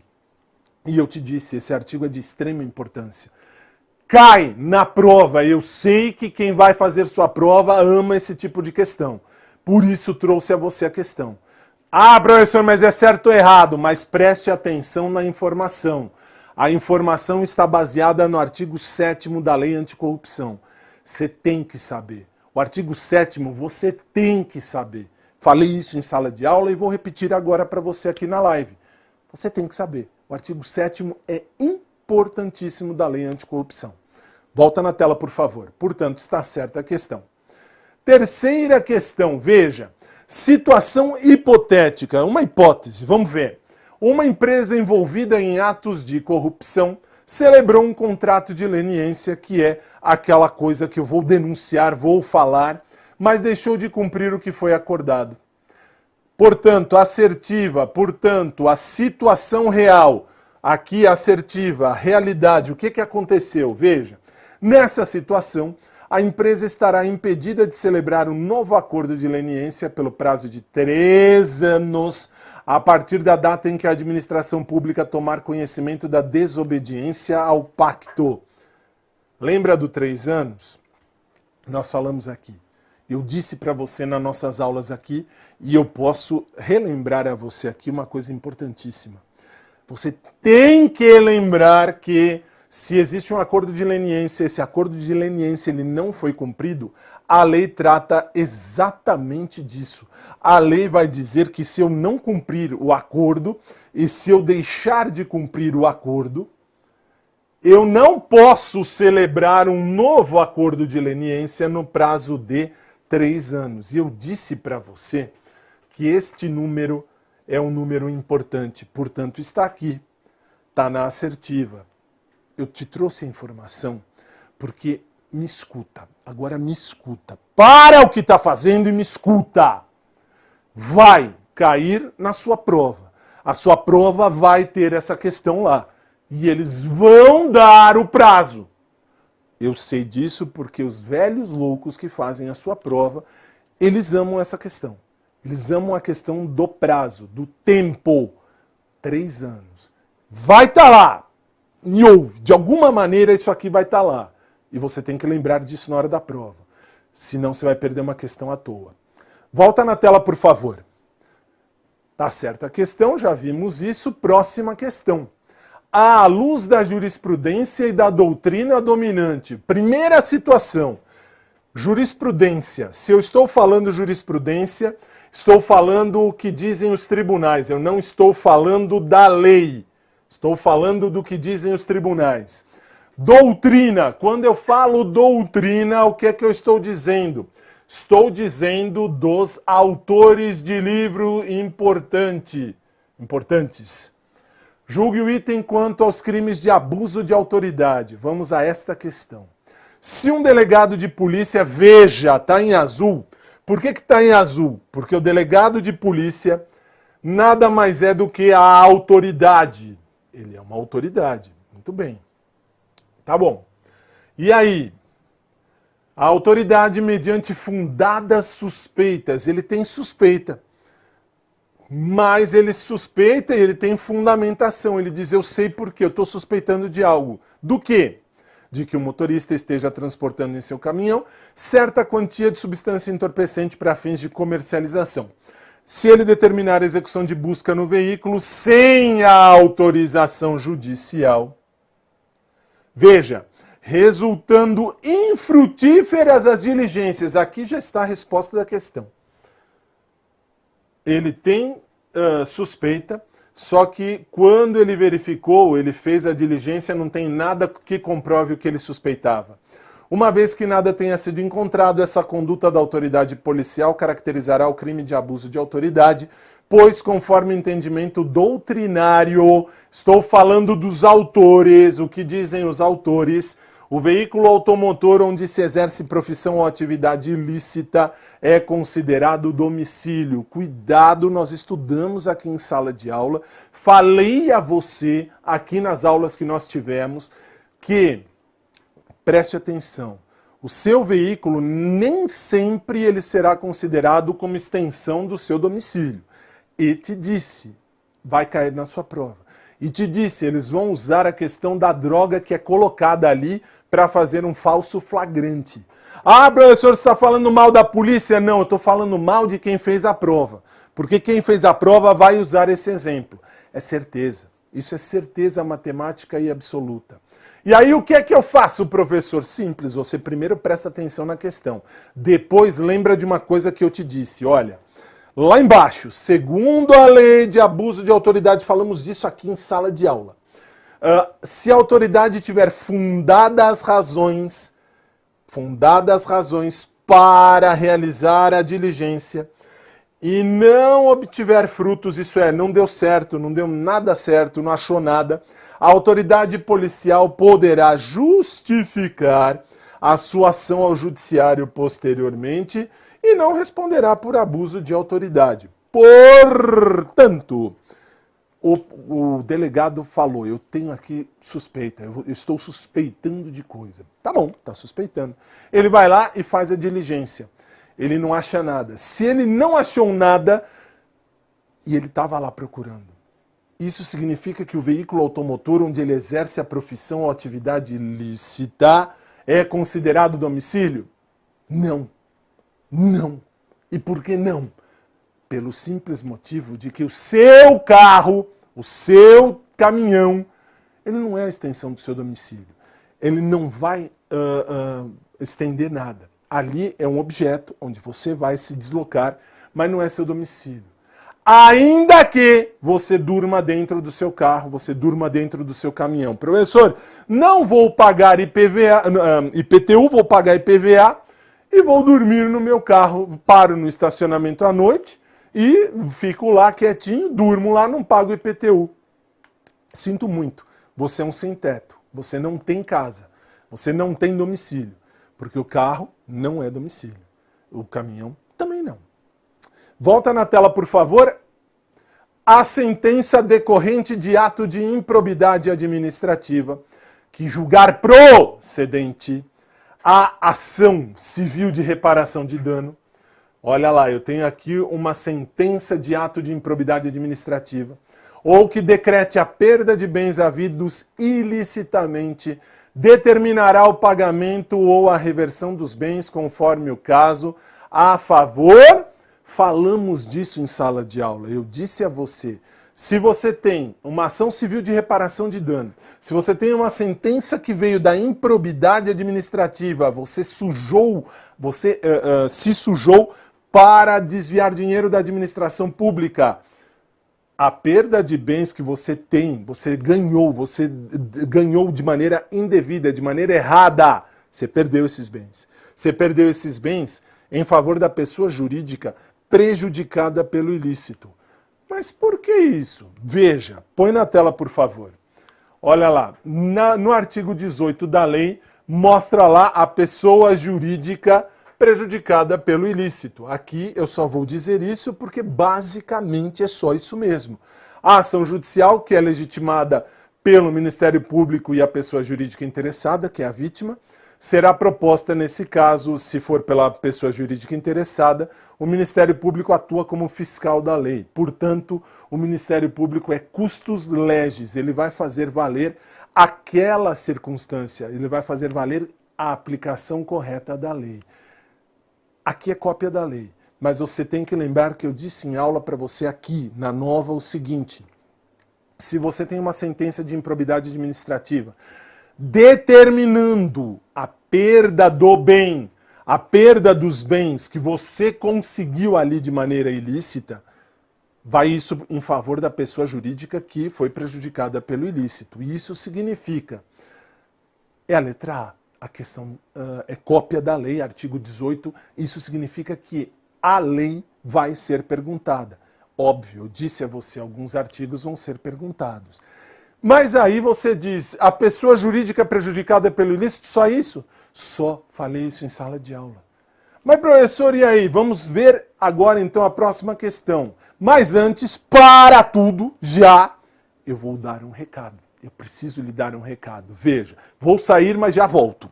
Atenção, nós temos aqui na nova a questão do grande plano. O que é o grande plano, professor? É um grande evento que vai acontecer nos próximos dias 11, 12 e 13 de janeiro, às 19 horas, aqui no... E esse plano é um plano prático para a prova de desculpas, né, que vai desbloquear a sua aprovação agora no próximo ano. Professor, eu vou me cadastrar. Ótimo, cadastre-se, é de graça. Você terá acesso a 3 dias de evento ao vivo e gratuito. Vai ganhar um e-book com um plano prático e sorteios de notebook, tablet e muito mais lá em janeiro de 2022. Basta você clicar aí onde está o inscreva-se, você está vendo aí. Você coloca seu nome e seu e-mail e olha só, nesse plano prático você vai aprender o quê? Veja, grandes professores aqui da casa estarão falando com você. No dia 11, a primeira live está aí na sua tela, revelando o grande plano com o nosso querido professor Kaká. E ele vai falar de 5 erros que você deve evitar na escolha do concurso e também as principais oportunidades do ano que vem. Será numa terça-feira, dia 11 de janeiro, às 7 da noite, e você vai aprender aquilo que jamais você deve fazer na escolha do concurso e como identificar as melhores oportunidades para você. No segundo dia, você tem o querido professor Eduardo Cortez, que vai falar a você a respeito dos métodos e das técnicas que vão destravar e acelerar a sua preparação para os concursos. E, finalmente, na terceira live, na quinta-feira, dia 13 de janeiro de 2022, os nossos 2 queridos professores, o Kaká e o Eduardo, vão fazer você criar um plano prático à prova de desculpas, onde você vai montar um plano efetivo para sua aprovação. E esse plano vai funcionar mesmo, pode ter certeza nisso. Mas tudo isso, falta dizer que você ainda vai ganhar gratuitamente um e-book completo com todos os detalhes desse grande plano para aprovação em 2022. O que é que tem nesse e-book, professor? Olha, introdução, principais oportunidades para 2022, como escolher o curso ideal para você, como analisar o edital, como organizar os estudos, como acelerar a sua preparação, como fazer as técnicas de estudo, seu estudo reverso com questões, como fazer uma boa revisão, técnicas para o dia da prova, como se preparar psicologicamente e uma surpresa final, que é lógico você só vai saber se você se inscrever aqui no plano, no grande plano, que não é o plano do Cebolinha para pegar o coelho da Mônica, mas é o plano para você obter a sua preparação. O link está aí na sua tela, você pode acessá-lo e, por favor, inscreva-se, você vai ter aí uma grande chance de ser aprovado em 2022, se você seguir o que os nossos queridos professores vão falar aqui em lives a serem realizadas em janeiro. Muito bem, muito bem. E agora eu virei aqui e voltei para continuarmos o nosso estudo. Por quê? Porque agora eu tenho que continuar a nossa live de questões. Volta na tela, por favor. Veja. Estávamos falando, agora vamos falar das armas de fogo. E eu falei disso também em sala de aula e te disse assim, olha só. A arma de fogo apreendida após elaborar um laudo pericial e a sua juntada aos autos. Portanto, a arma de fogo já está apreendida e foi elaborado o laudo pericial que nós falamos em aula. E juntamos isso tudo aos autos, ao processo. Quando não mais interessarem a persecução penal, serão encaminhadas pelo juiz competente. Olha o erro! À Secretaria da Segurança Pública do respectivo Estado, no prazo máximo de 48 horas para destruição ou doação aos órgãos de segurança pública ou às Forças Armadas na forma da lei. Eu te disse, e vai cair. Essa é uma questão que eu tenho certeza que vai estar na sua prova. Lógico que não em certo e errado, mas a informação está aqui. Eu te disse, nas nossas aulas eu te disse que eles vão brincar com a questão da Secretaria de Segurança Pública do respectivo Estado. Eles vão dizer que você vai entregar a arma que já foi usada à Secretaria da Segurança Pública daquele Estado, ou eu te disse que eles poderiam brincar com a questão do prazo, que seria 48 horas, ou 24 horas, ou 72 horas. Sempre eles brincam com isso, eles sempre fazem isso. Os velhos loucos que fazem a sua prova, eles não fazem outra coisa a não ser pegar coisa imbecil para pôr na prova. Eles tomam muito Rivotril e é óbvio que vão dar uma questão dessa. E aí você vai dizer, mas professor, então se não é para a Secretaria de Segurança Pública do respectivo Estado, para quem eu entrego? Nós falamos aqui e vai cair na sua prova. É o Comando do Exército. Isso vai cair na sua prova, me ouve. Isso vai estar na sua prova. Não, lógico, como certo ou errado, porque a prova não é certo ou errado, mas a importância dessa questão, esta questão é muito importante para a sua preparação. Falamos disso, põe na tela, por favor. O artigo 25 do Estatuto do Desarmamento vai dizer que é para o Comando do Exército que o juiz vai encaminhar as armas que são usadas no processo, que não precisam mais no processo judicial. E o prazo, em até 48 horas depois disso terminado. Para quê? Para serem destruídas. Isso vai cair na sua prova. Pelo amor de Deus, me ouve. Nós estamos num belo dia de dezembro, começo do verão aqui no Brasil. Estou te trazendo uma informação valiosíssima. Essa eu posso te falar sem medo de ser feliz. Isso vai estar na sua prova. Eles vão brincar com isso. Eles amam encher a sua paciência, eles amam falar, eles amam questionar essa situação. Pelo amor de Deus, você tem um processo. Esse processo tem uma arma. Um homicídio, artigo 121, está lá no júri, usamos a arma para mostrar, olha, esta arma foi a que ele usou para matar a mulher. Feminicídio. E aí, nesse caso, o que é que eu faço, professor? Acabou o processo, eu não preciso mais da arma. Devolvo para os bandidos? Claro que não. Eu sou o juiz, já terminei o processo, já tenho o laudo pericial, já juntou aos autos, já não tem mais utilidade a arma. Eu pego a arma, eu direciono ao Comando do Exército. O comando do Exército tem obrigação de pegar esta arma e destruí-la num prazo de 48 horas. 48 horas. 2 dias, na pior das hipóteses. Volta na tela, por favor. Portanto, isso está errado, porque não é Secretaria de Segurança Pública do respectivo Estado. Falamos agora da Lei Estadual 869 de 1952. Aliás, vem para mim, por favor, eu vou aproveitar e vou dar um parêntese que eu coloquei, inclusive, no meu Instagram ontem, para quem está assistindo no ao vivo, ontem, dia 20, coloquei uma dúvida que muita gente me perguntou no WhatsApp. O quê? Muita gente sobre a Lei Estadual 869 de 52 disse assim: professor, quando você falou da ética aqui na nova, você falou assim, olha, o estágio probatório é de 2 anos, mas não é 2, são 3 anos, não é isso? Cuidado, vou falar agora de novo. Antes de falar dessa questão, eu tenho que te trazer essa informação que é muito valiosa e muito importante. Lá na revisão de véspera, lá em janeiro de 2022, eu vou falar de novo se eu não morrer antes. O que é que eu vou dizer?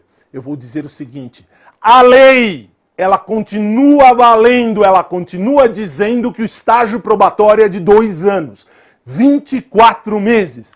O Supremo Tribunal Federal, ele entendeu que ele precisava pacificar a questão.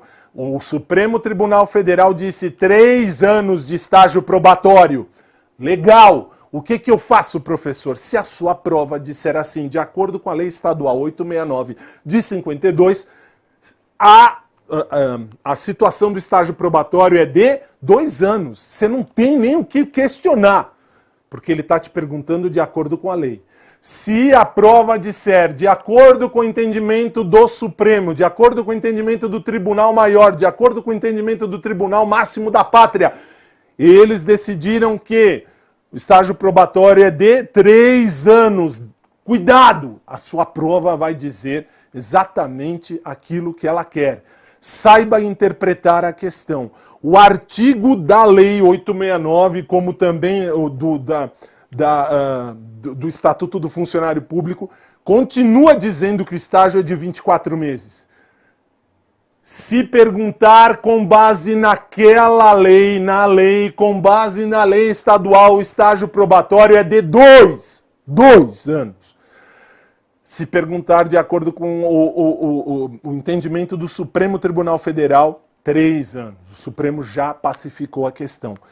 Cuidado com isso na sua prova, não vai cagar na questão, não vai perder a questão por burrada.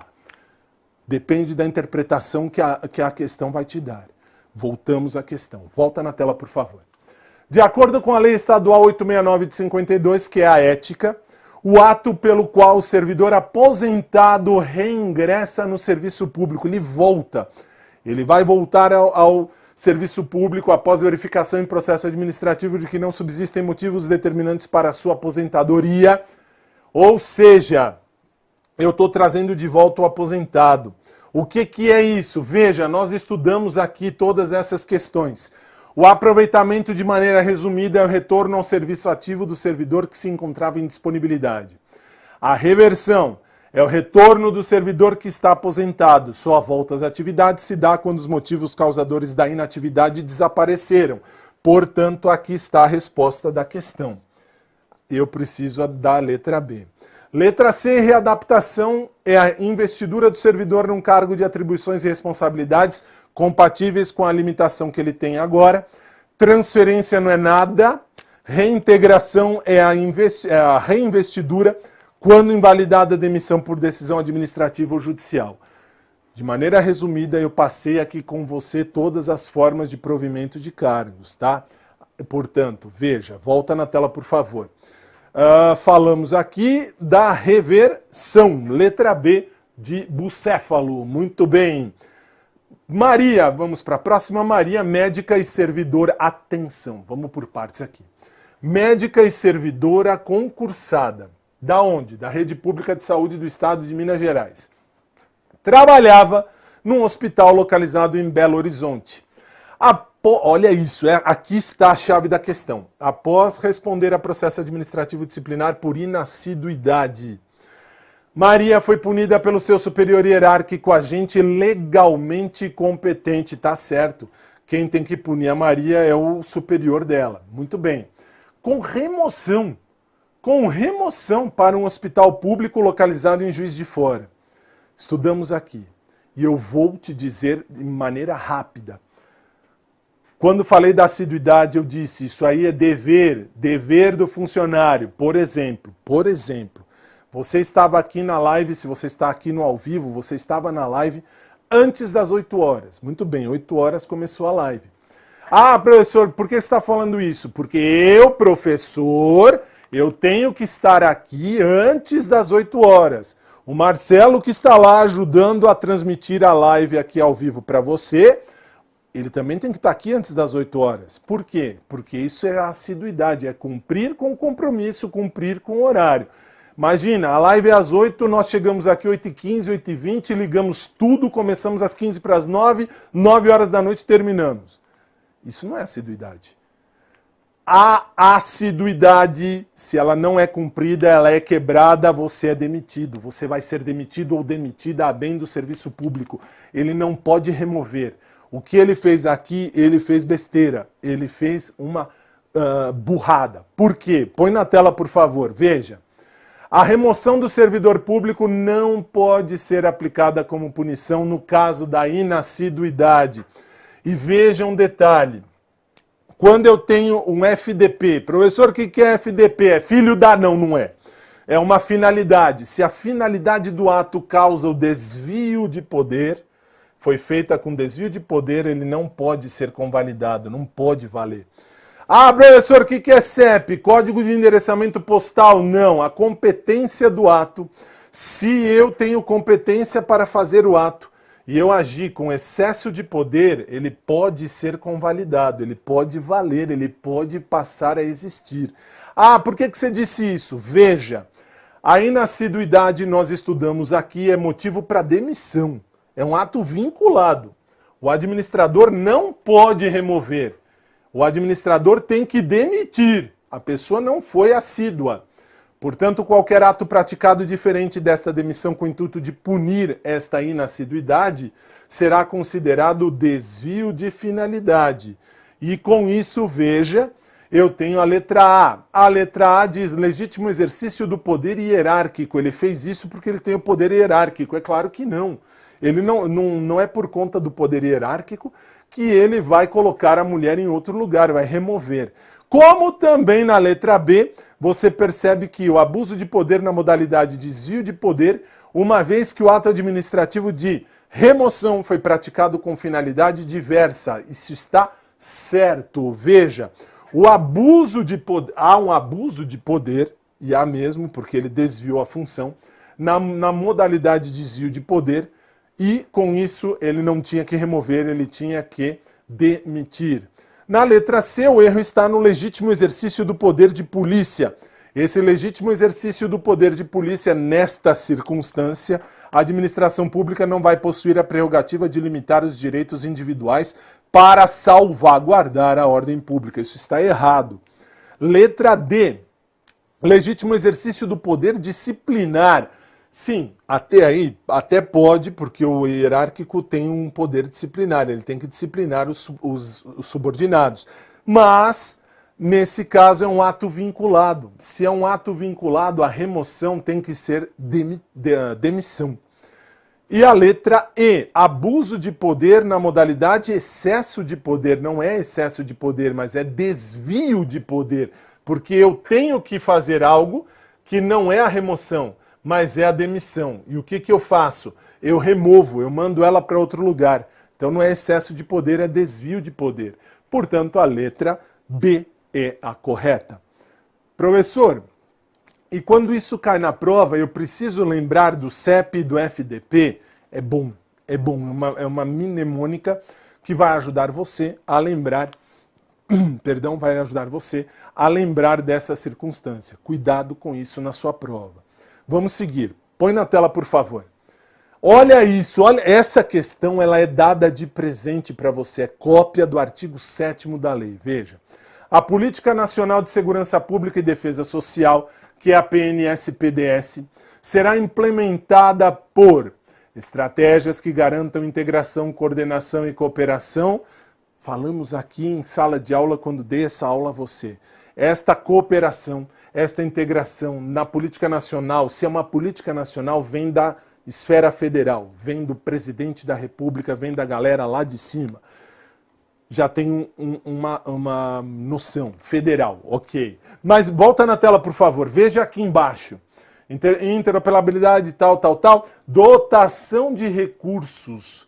Você vê recursos, dotação de recursos, você vai falar, puxa, é de dinheiro, é monetário, é finança. Não, não é. Os recursos aqui que eu preciso para a saúde, para a segurança pública, para a defesa social, eu preciso de gente. Se eu preciso de gente, eu preciso de direitos humanos, de recursos humanos. Portanto, está aqui, ó. É a única que fala de recursos humanos. Já tenho a resposta da questão. Ah, professor, é só isso? Só veja o artigo 7º da lei, que vai completar direitinho a questão federativa e humanos. Letra C. Vamos à próxima questão. Com referência à execução das penas privativas de liberdade. Assinale a opção correta. Falamos também disso em sala de aula. Eu vou acelerar um pouquinho para não perder tempo. Então, agora eu vou te dar a informação necessária, mas vamos estudar tudo aquilo que você tem que saber para a prova. Volta na tela, por favor. Letra A. O condenado a pena superior a 8 anos pode começar a cumprir em regime fechado. Pode. Ele deve, desde que o juiz fundamente as razões. Veja, ele deve, artigo 33, parágrafo 2º do Código Penal, que vai falar que o condenado a pena superior a 8 anos, ele deve, ele não pode, ele vai ter que, o pode está errado, ele deve começar a cumprir a pena em regime fechado, isso está errado.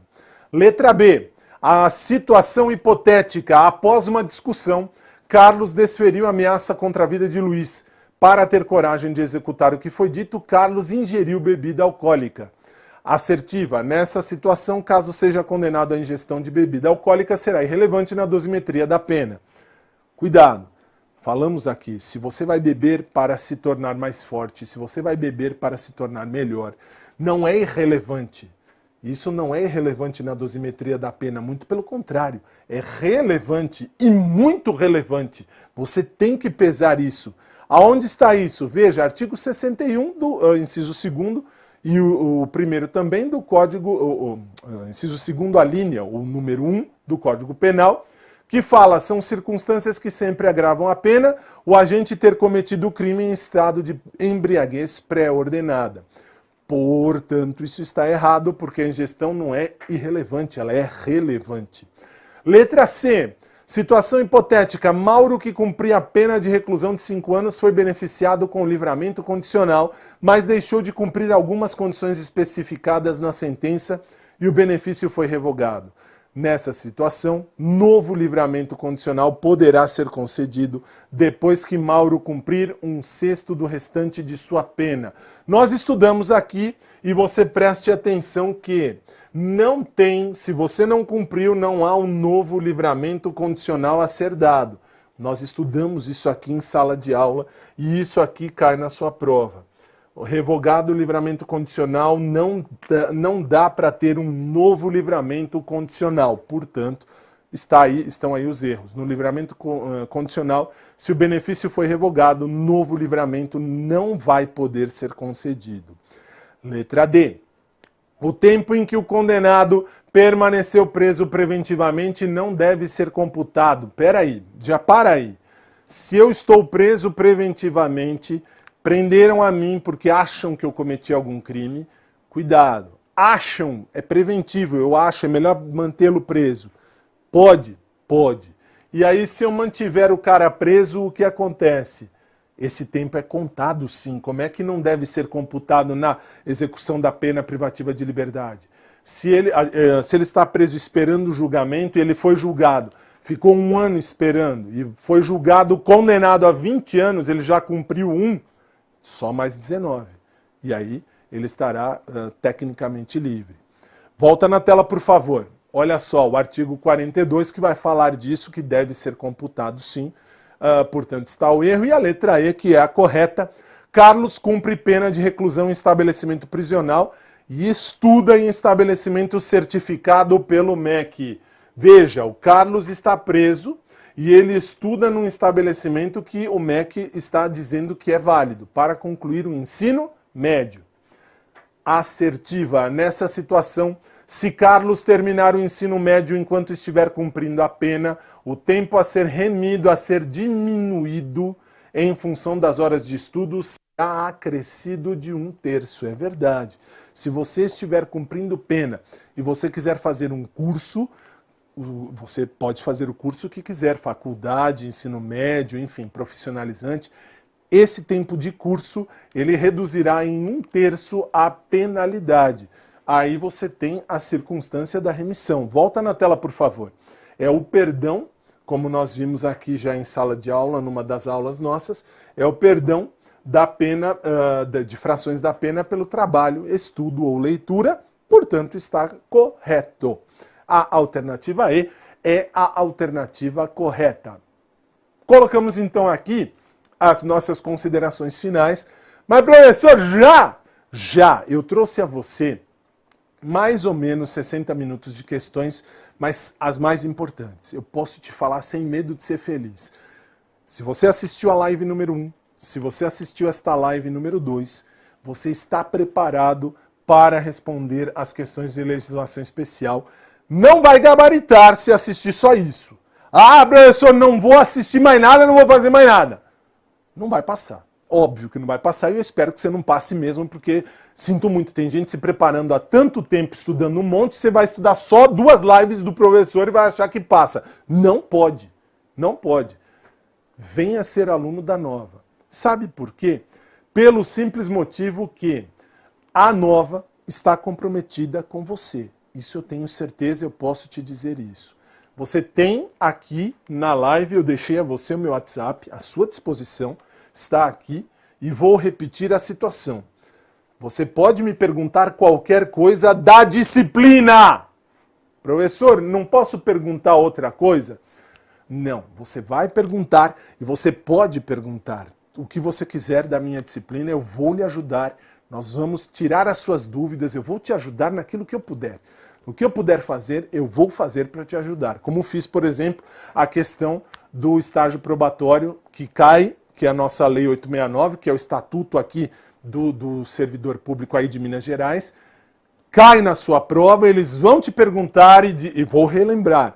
Pela lei, 2 anos. Pelo entendimento do Supremo, 3 anos. Cuidado, você tem que saber, o artigo da lei ele não foi revogado. Ah, professor, você falou besteira, falou merda porque não era isso. São 3 anos. Verdade, são 3 anos. Pelo entendimento do Supremo. Mas os velhos caquéticos que fazem a sua prova, que tomam Rivotril e que se ferram lá para pegar você, eles vão dizer de acordo com a lei. De acordo com a lei, o estágio probatório são 24 meses. E são mesmo, são 24 meses. Vai querer discutir com quem? Com o bispo? Não vai. Vai tomar pau. Por favor. Dê um voto de confiança para nós da Nova. Para mim agora em particular. Porque eu te disse isso e vai cair na sua prova, é certeza. Fechamos. No mais, eu quero agradecer em primeiríssimo lugar a Deus pela oportunidade de estar aqui e também agora aos meus superiores pela confiança em mim e em meu trabalho para me permitir estar aqui uma segunda vez ministrando a você mais um pouco de conteúdo. É certeza que a sua prova tem aqui da sua prova muita matéria, nas 2 lives que eu dei estarão na sua prova. E eu fico às ordens para ajudar você naquilo que eu puder. Se você tiver alguma dúvida, por favor, deixe nos comentários aqui no YouTube, logo depois da transmissão. Eu vou verificar ao longo dos dias, eu sempre passo em todas as lives que fiz para ver se há alguma dúvida aqui, no meu Instagram ou então no meu WhatsApp. A todos, muito boa noite, muito obrigado. Foi aqui mais um evento da Nova Concursos. Inscreva-se no canal, ative o sininho para ter aí as notificações, você estará muito bem assessorado. Foi uma grande alegria estar aqui com você. Fiquem com Deus, boa noite e até a próxima. Tchau!